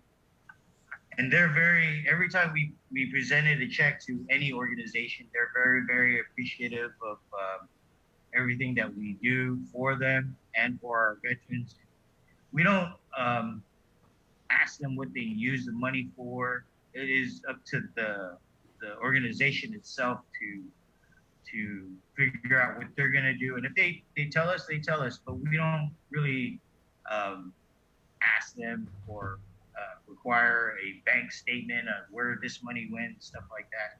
It's really up to them. Mm. Well, Hef, let me ask you. Final question goes to you before we go to our next segment. As you know, as the president of the Guam Hogs, how has the condition of what we've had to do as a Guam community this year, how has that been so challenging, and how have you had to adjust the community service projects that you guys always do? You know, because so much of it is based on, you know, we want the community to see us riding as one unit and, you know, hear the Harley motorcycles coming to your neighborhood, coming around the corner and everything, and doing that kind of work. So, you know, how have you had to adjust? Well, it's been extremely difficult, as I'm sure everybody out there understands. You know, just the simple fact that a lot of things that we do yearly aren't happening. You know, we always do a Memorial Day ride, and we did one anyway, but there was no Memorial Day service to attend this year. And the same with the Veterans Day. We're doing the ride, but there's no Veterans Day service to attend. There was no Liberation Day parade. So we had, as Vermo said, we had to do our own. Plus, you know, this has become a constant part of our lives, you know, and our candy run is coming up in December, where we go through the underprivileged housing areas and distribute candy. And we're going through DPW today, or DPH today, to put our plan together, because we have to, you know, we've got to bag the candy completely differently. We've got to wear masks and gloves and do it a week ahead of time. We've got to distribute it differently, and we've got to put disclaimers in the bag that it was all done properly. And, you know, just everything has become tremendously more complicated. All right, well, gentlemen, we thank you, and you know, I can never say enough. We have so much respect and admiration for, you know, what the MC does and everything like that. So we want to wish you and your brothers in the club at the Guam Hogs, you know, a happy early Veterans Day. Thank you for your service and, you know, what you continue to do for our community now as members of an amazing organization here. Can I just kind of give a little bit of the event itself? Of Sure. What we're going to be doing. So November 11th, which is Wednesday, we're going to meet at the VFW in Jigo, Coast 1509. Showtime is 10:30. We want anybody who's riding to be there before 10:45. All engines will be off. If you are late, please show up and park over at the Bank of Guam parking lot area, so it's not to disrupt the ceremony. We are going to do our own ceremony there. We are having the color guard present. We're going to be retiring a U.S. flag. And the ceremony starts at 11, as usual. Shortly after, we'll do the ceremony, and then the safety brief will be at 11:45, and rollout is at 12. So most of the route that we're going is, again, Benengan, visit that site. We're going to stop somewhere in Inaran, Vietnam Veterans Overlook, in Umatic, Aston Overlook, and then in PD. And then we'll end the ride over at Wild Bill's parking lot. We only ask that people stay in the parking lot and use the restrooms, leave the building alone for just restrooms and stuff like that. No gathering inside. Again, we'll be selling masks, shirts for our veterans. Again, that's the only way we can raise money for our veterans here on Guam. And again, all the money that's raised stays here on Guam. We don't keep, Guam Hogs does not keep any of the money. All the money is divided between the two organizations we're donating to. All right, well, gentlemen, thank you once again. And ladies and gentlemen watching us on the link, when you hear the distinct sound of many, many Harley engines coming through your neighborhood. Don't get scared. Don't get freaked out. Because it's a bunch of really, really good guys that love Guam. They're coming to your neighborhood because they want to take care of you and they've got your back. So. And they have candy. They're going to have candy this Yes, holiday season. So. F and Roro, thank you guys. We appreciate you. All right, thanks, brother. There you go, Guam Hogs with honorary member. Are you an honorary member yet, Jay? No, I don't even joke about that kind of thing as being a prospect because I have so much immense respect for these guys. I want to see. You know, you could ride. Maybe one of them could hooky back you on the bike. Start. That's a a possible. start, right? Okay. Well, you know, If you have any issues, you can always face backwards. Well, I mean, there is something like that where they have, maybe around this time, maybe like around Thanksgiving every year, all the motorcycle clubs on Guam would tend to have like a unity ride, and they would all get together. I've covered that a couple times. It is amazing to see these guys from different. Would you guys just let this guy join already? Do you hear what he's talking about, man?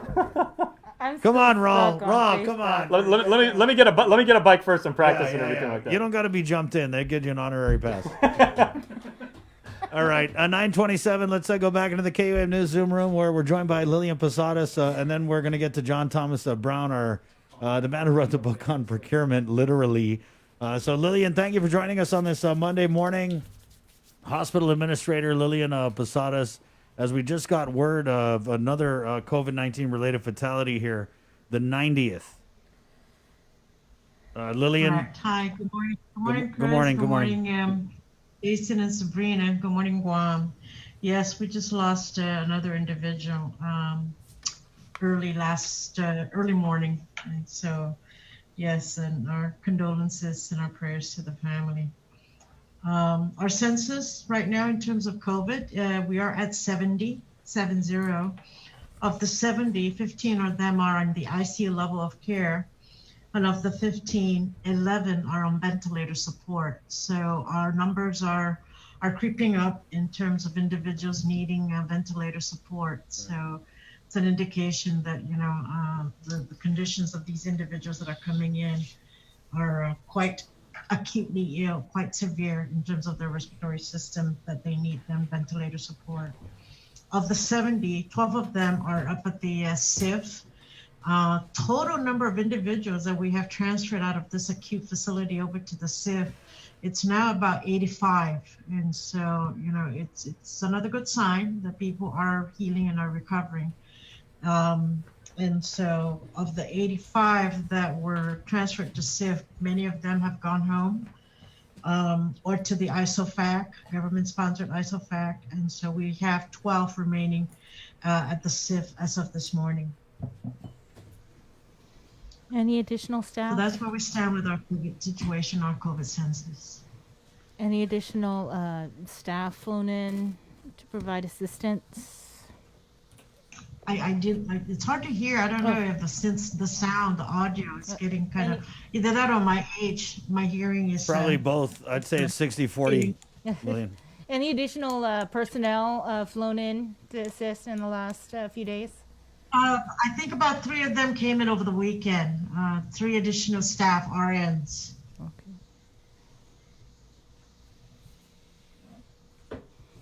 Regeneron arrive yet? We haven't heard. We haven't heard that they have arrived. And so, we'd like for the community to help us out on that one, because it is an outpatient, regimen, a treatment regimen that is administered to individuals within their first 72 hours of onset of symptoms to prevent them from going into the acute stage. And so we'd like for the community the clinics to help us out and not let it be again with GMH, but it would be great if a clinic, with an urgent care service, just to make sure, because this is it's an infusion, it's a transfusion. And so we want to make sure that, the processes and the protocols are there if in the event the individual has a reaction to the Regeneron.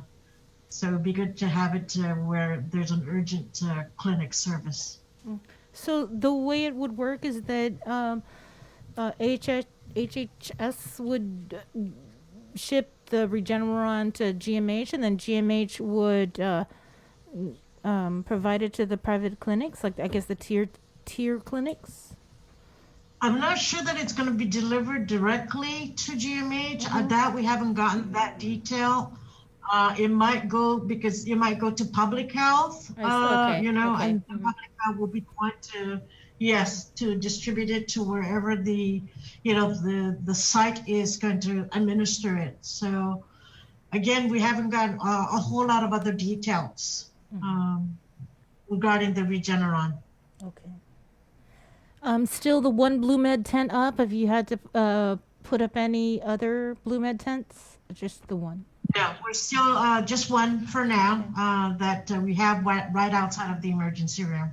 So we're using that as a fast track, for patients to be seen, evaluated, and then a decision by the clinician to say whether or not the individual needs to be admitted or, can be released home. So that's what we're using the Blue Med tent for, fast track. Lillian, can you tell us about the morgue capacity there at the hospital? How are we doing on that? Okay, the morgue right now with the CME, the Chief Medical Examiner's morgue, it's full. We have, I believe, 2 in our morgue, open spaces, and so we're hoping that the funeral homes will come and, transport the remains for, a burial and funeral services. We do have that Reaper that's right outside of the CME and the hospital that it has. I believe there's like 15 remains in there. So again, if the funeral homes will come and, pick up some of those remains bodies so that they can be given proper burial and funeral services, that will help. Did you ask about the staff? No. Has any more staff tested positive for the virus since the last time we spoke? Not this week. We have a total of 86 employees since the second wave that have tested positive, and majority of them have been cleared. I believe 5 are still out on isolation, and of the 5, 3 of them are registered nurses, staff nurses, still out on isolation. Anything else, Lillian? Do we have any additional fatalities other than the 90th that hasn't been released yet? No, hopefully not. Yeah. That's the last one, the 90th that we know of. Right. We haven't, not since midnight last night. A tragic weekend. So hopefully we have more. Right. What was that? Yeah, tragic weekend with just the number of deaths that we had over God, it's like every weekend, every day. I know.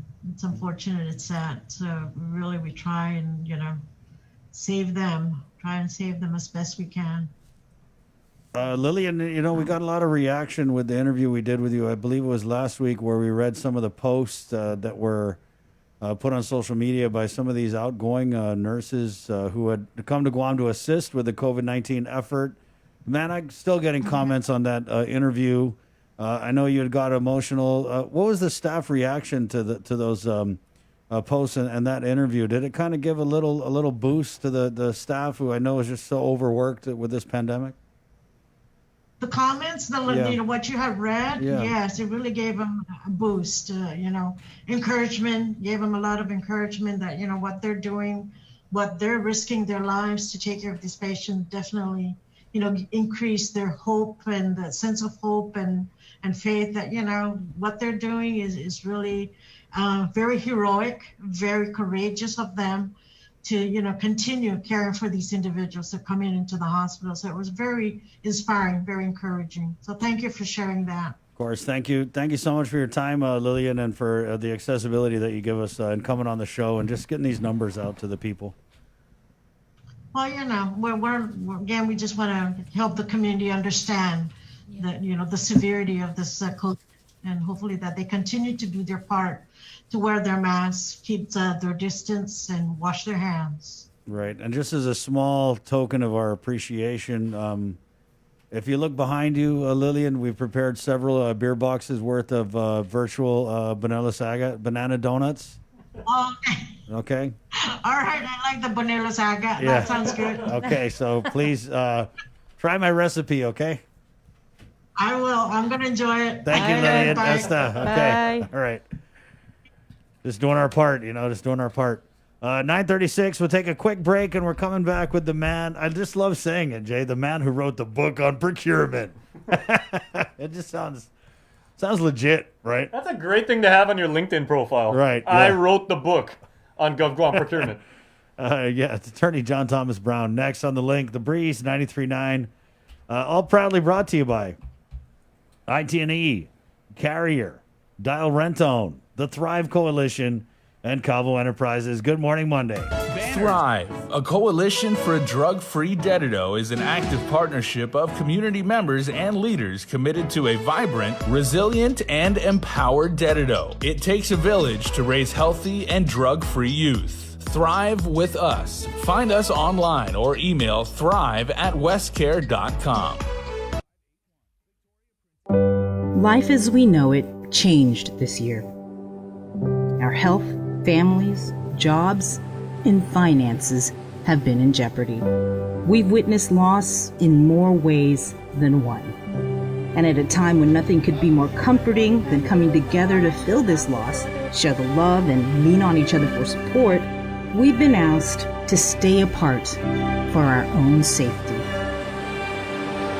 This year on Giving Tuesday, the need will be greater than ever, but we'll also face more obstacles than ever in spreading love, kindness, and generosity to those who need it most. So we're challenging you, yes, all of you Guam, to help create a wave of generosity like we have never seen before.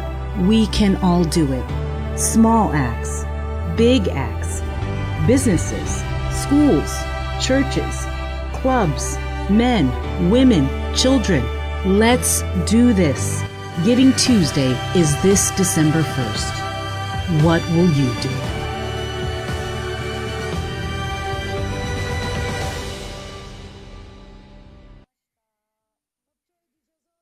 GU Self-Storage, conveniently located near the Harmon McDonald's. We offer affordable rates, online payments, and auto bill pay for your convenience. Plus gate access daily from 6 a.m. to 9 p.m. Call us today at 648-7867 for more information.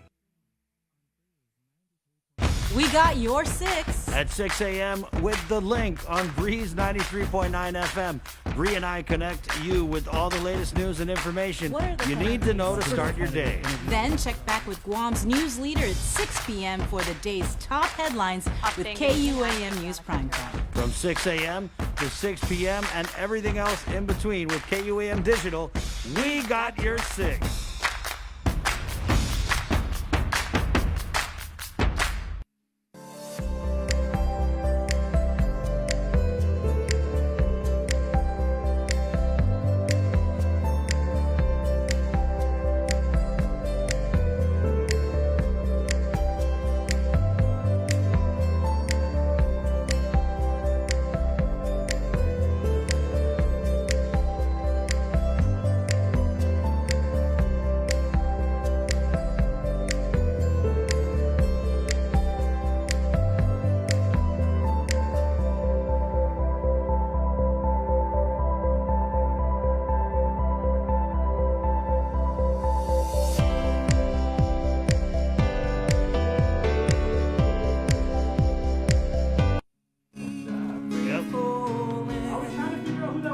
Yeah, it's Jack Larimer.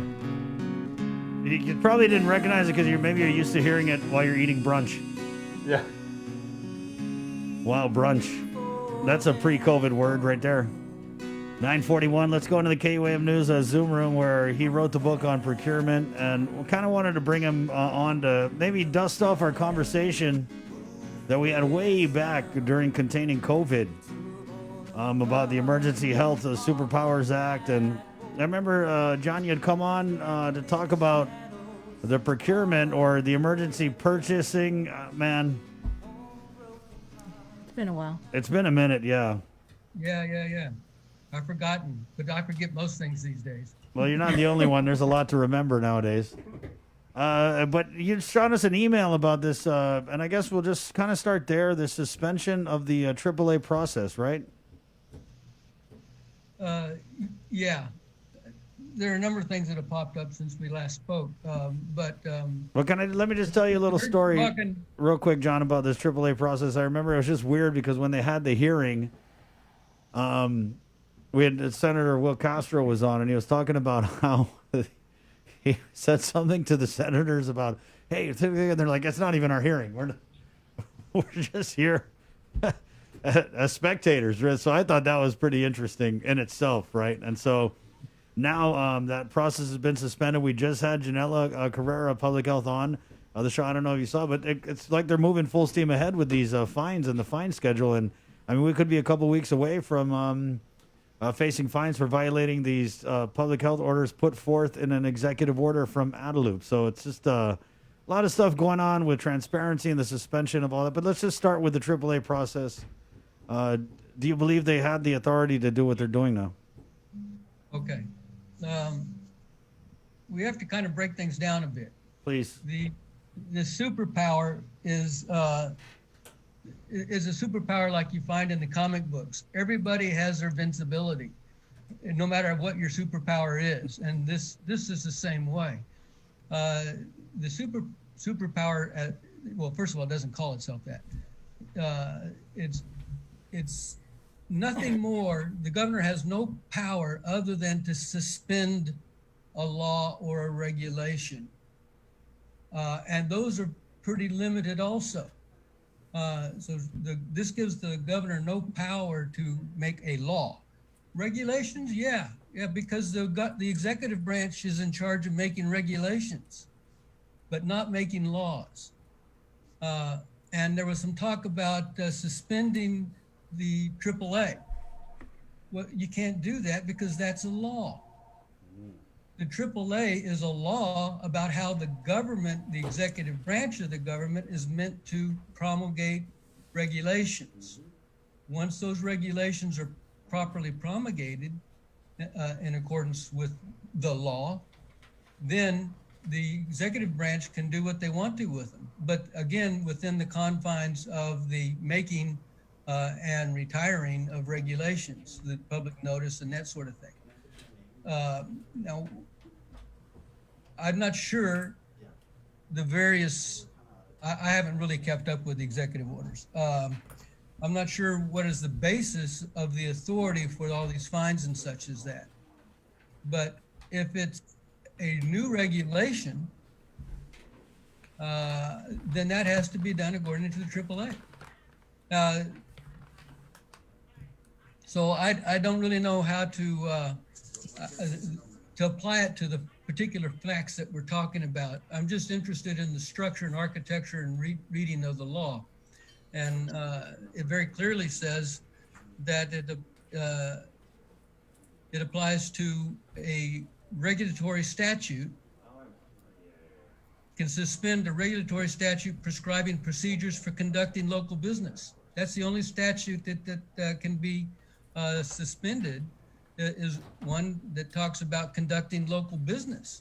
Well, the Administration Act, the AAA Act doesn't do that. It talks about conducting government business. You can also suspend regulations of any government agency, but only to the extent that strict compliance with that would prevent, hinder, or delay necessary action by the public health authority to respond to a health emergency. So again, this is not a broad brush. It's a very carefully drawn piece of art. Right. You know, as we talk about the Sounds like a very meticulous color by number. It is a very meticulous color by number. Right. Yep, you got to stay in the lines with the colors you're given. John, but whose job is it to do what you're doing right now? To look at these things and say, hey, you don't have that power to do that. Whose job in this government is that? Yeah, it's the Attorney General's primary responsibility. Right. The Attorney General there is meant to protect the people's laws, not to protect the people who are proclaiming them against the law. Secondly, it would be the legal counsel for the governor. Thirdly, it would be for individuals, or would not be for them, but it would be well within the rights of individuals who are adversely affected by these, to take it to court and have it tested, have that power, the overreach. I'm not even saying that there is an overreach. To the extent that there is an overreach, it's got to be tested. and the courts can rule on that. Wow. Yeah, I mean, you say the Attorney General's office, but, during the, gosh, I want to say it was an oversight hearing. There was the AG pleading attorney-client privilege and couldn't talk about these emergency purchases and the procurement for the first round of quarantine hotels. So I'm not even sure the AG would chime in on this particular issue. I will eat my own foot if the AG came out and said, "Oh no, Governor, you don't have that authority." I would Caligwin my own toes and eat them. I mean, would the legislature, could they petition the AG for an opinion? But even then, I'm not even sure where. Well, the AG has an obligation to a client when that interest is being tested, but the AG has a first and higher duty to the people to enforce the laws. And if the AG cannot tell the governor, "I'm sorry, this is beyond your realm, let's find another way to do it," they could do that, because there's typically more than one way to skin a cat. There might be a way to do it. Right. But who knows? Maybe the AG, maybe the governor ran this by the AG, and the AG was like, "Yep, yeah, you're good to go. You can bypass AAA. It's cool." Well, that's just the first step, and we've seen not just in Guam over the years, but around the world, that AGs don't always fight their bosses, their political bosses. Right. And I mean, look at William Barr. They're human, and they get bound by their own interests, like the rest of us. So, I'm not saying that that's the right thing to do, but it's the thing we have to be cognizant of. So the Emergency Powers Act gives the governor the authority to suspend rules and regulations, but not laws? Has a very limited law prescription, and again, that's I just want to make sure that I get the right language precisely, because you have to be that. Right. Any regulatory statute prescribing procedures for conducting local business. So if it's a local law prescribing procedures for conducting local business, and that would also be what you can do, what you should do, and also what you can't do. But what is it in what we're talking about here that it has anything to do with prescribing the procedures for doing a local business? So I don't think that any statutory authority of much practical impact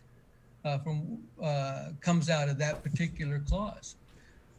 And then the rules and regulations, they also have a limitation. She can only suspend. It doesn't give her power to write it. It doesn't give her the power to write law. This is a suspension power. It doesn't use in here create. It says suspend.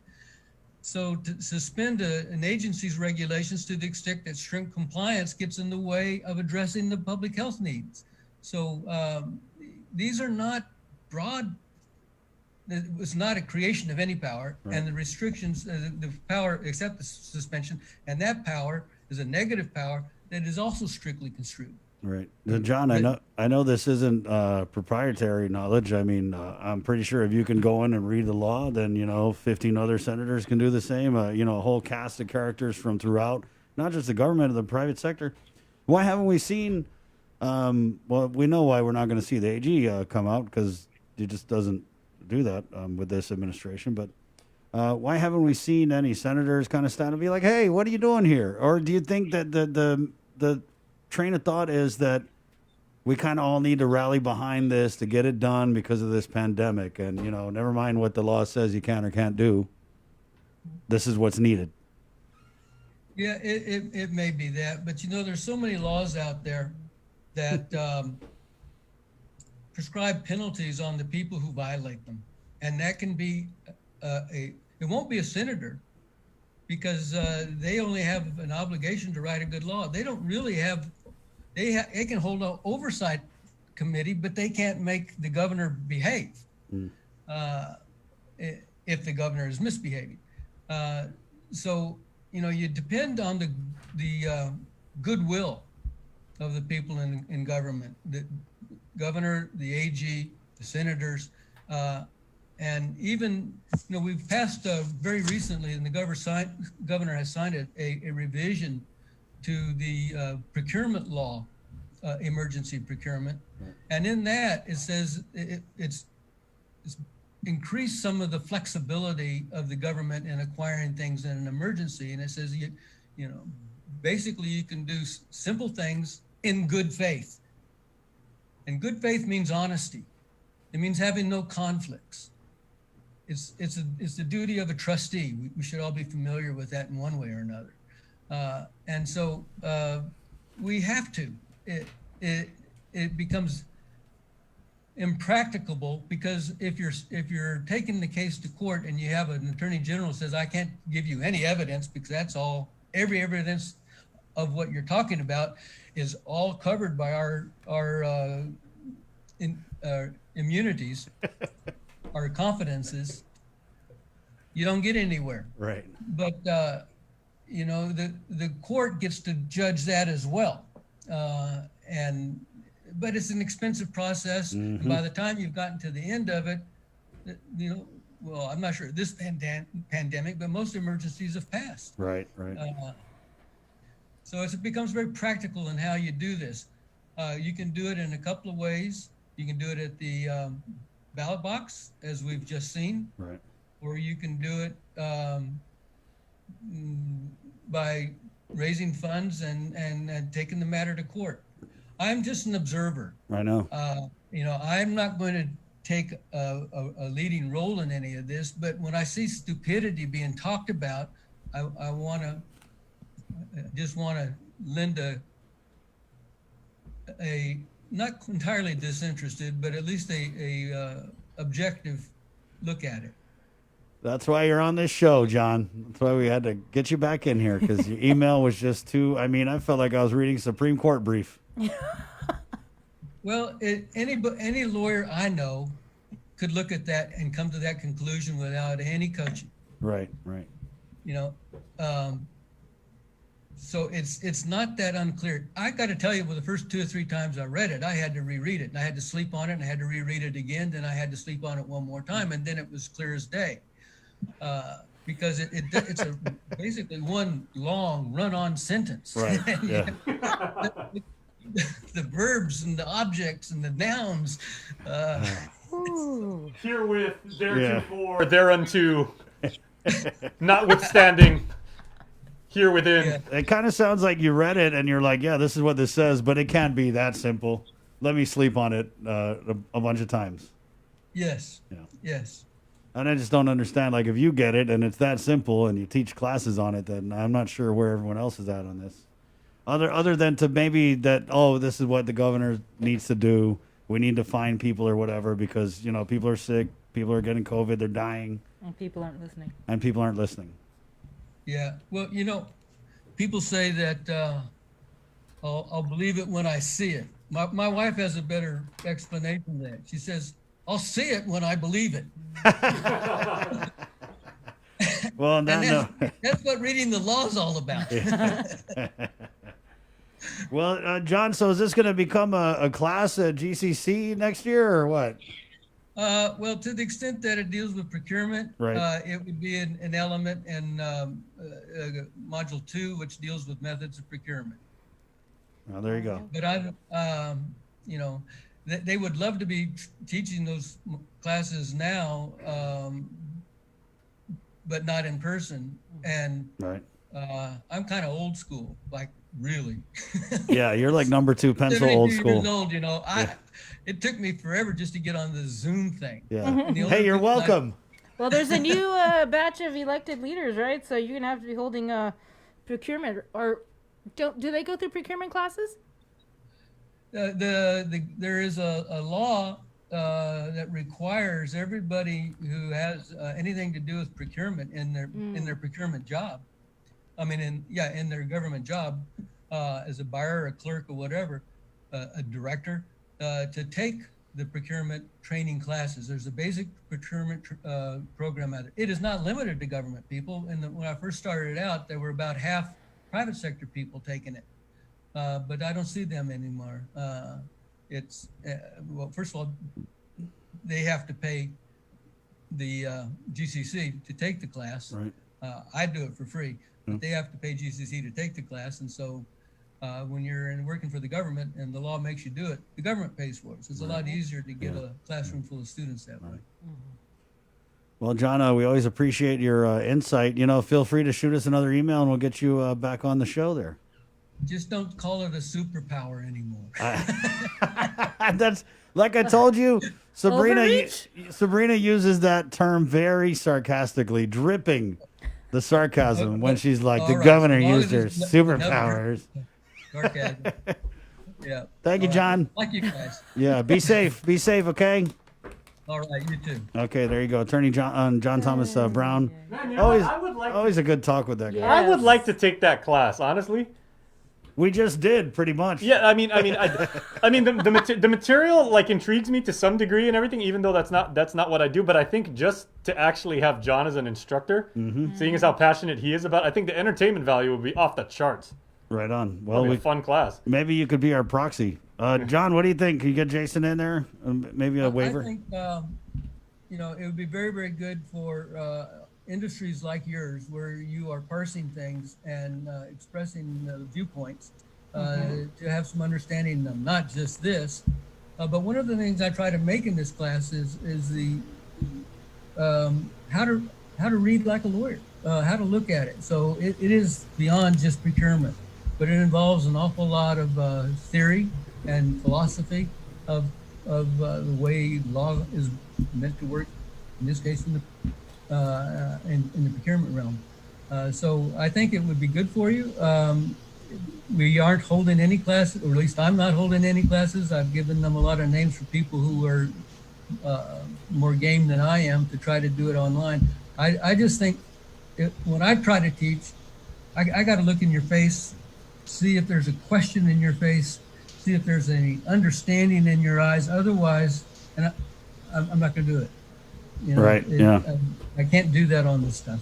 You're not a fan of distance learning, I take it. Yeah. I taught out at Phoenix a few years back, out at the base, because my dad was in the Air Force. He got a degree from online somewhere, and he was as proud as punch of it. And I feel like I owed him one, so I was teaching out there, and the subject matter is determined by them, and they test that subject matter. And so much of the subject matter was completely irrelevant, in my view, to the course level. So I got a bad taste for it back then, and I finished that class and never did it again. So I am old school when it comes to that. I really think that it's the personal relation. I'm prepared to give lectures anytime anybody wants to put a venue together for it. But right. Yeah, that's another story. We can't do that either, can we? But, well, we feel free to come on and lecture us anytime, John. All right. Okay, we'll see you. Bye for real now. Okay, see you, Attorney John Thomas Brown, 10 a.m. Well, Jay, looks like you're taking a procurement class. Dude, I'm psyched, man. Sign me up. Good job today. Is it a one and done type class, or is that like for several weeks? Well, type class? I guess maybe even if it is like a one and done, it's like one of those things you would have to like go over and over to make sure like it sticks, like John was just saying, because I mean that's a pretty heavy material. He said, what did he say when he looks out of he wants to see some level of understanding in your eyes. Making sure that you get it. He didn't mention blank stare, which is what I would be doing. Just like, can you go back? It's like and then say it again and then ding, we have comprehension. Yeah. Hey, it's 10 o'clock. We're KUAM FM in Agotni, Guam. Good job today, Sabrina. Some of the takeaways? Lots of stuff today. Yeah. In-office voting gets underway today for the runoff election. The hospitalizations at GMH. There was another fatality while we were in our show. The 90th. Right, right. Lillian says that as far as the COVID positives who are receiving ICU level care, there's been an uptick in the number of those individuals now requiring ventilators. Department of Labor, they're still working on PUA, appeals, the overpayments, and I guess no one's really talking about what are we going to do when the PUA runs out. DOC, the Department of Corrections, 8 inmates, detainees tested positive. They're in isolation. More testing continues today for the Mangilaw compound, and then Thursday for the Hagåtña detention facility. Something's been ringing in my mind, guys. We started out talking about the presidential election and how, you know, it may drag on for like a little bit, but I think this rings true for basically the entire pandemic era on Guam. And I'm thinking of like one of many quotes by the great late philosopher, you know, Yogi Berra, Yankee Hall of Famer. It ain't over till it's over. That's pretty much the pandemic in a nutshell. Yeah. Good job, Joe, sir. One of the other takeaways, Veterans Day, Wednesday, Wounded Warrior Ride, still happening with the Guam Hogs. So good interview there, Jay. Thanks for getting that word out. Always an honor. And to our team, Joe, sir, of course, Jason, Kengineer, the guys in Master Control, the KUAM News team. We got your 6 with our primetime broadcast. It's 10:03 now. And this is The Breeze, 93.9. Again, good job, Sabrina. Good job. Thank you guys so much for your support on the KUAM News Facebook page. As always, it's been a blast on this November 9th, Monday episode of The Link. Leaving you now with the Netnun Gef Pagu at the end of the day. You guys have a great Monday. My name is Chris. I'm Sabrina. Esta. Adios.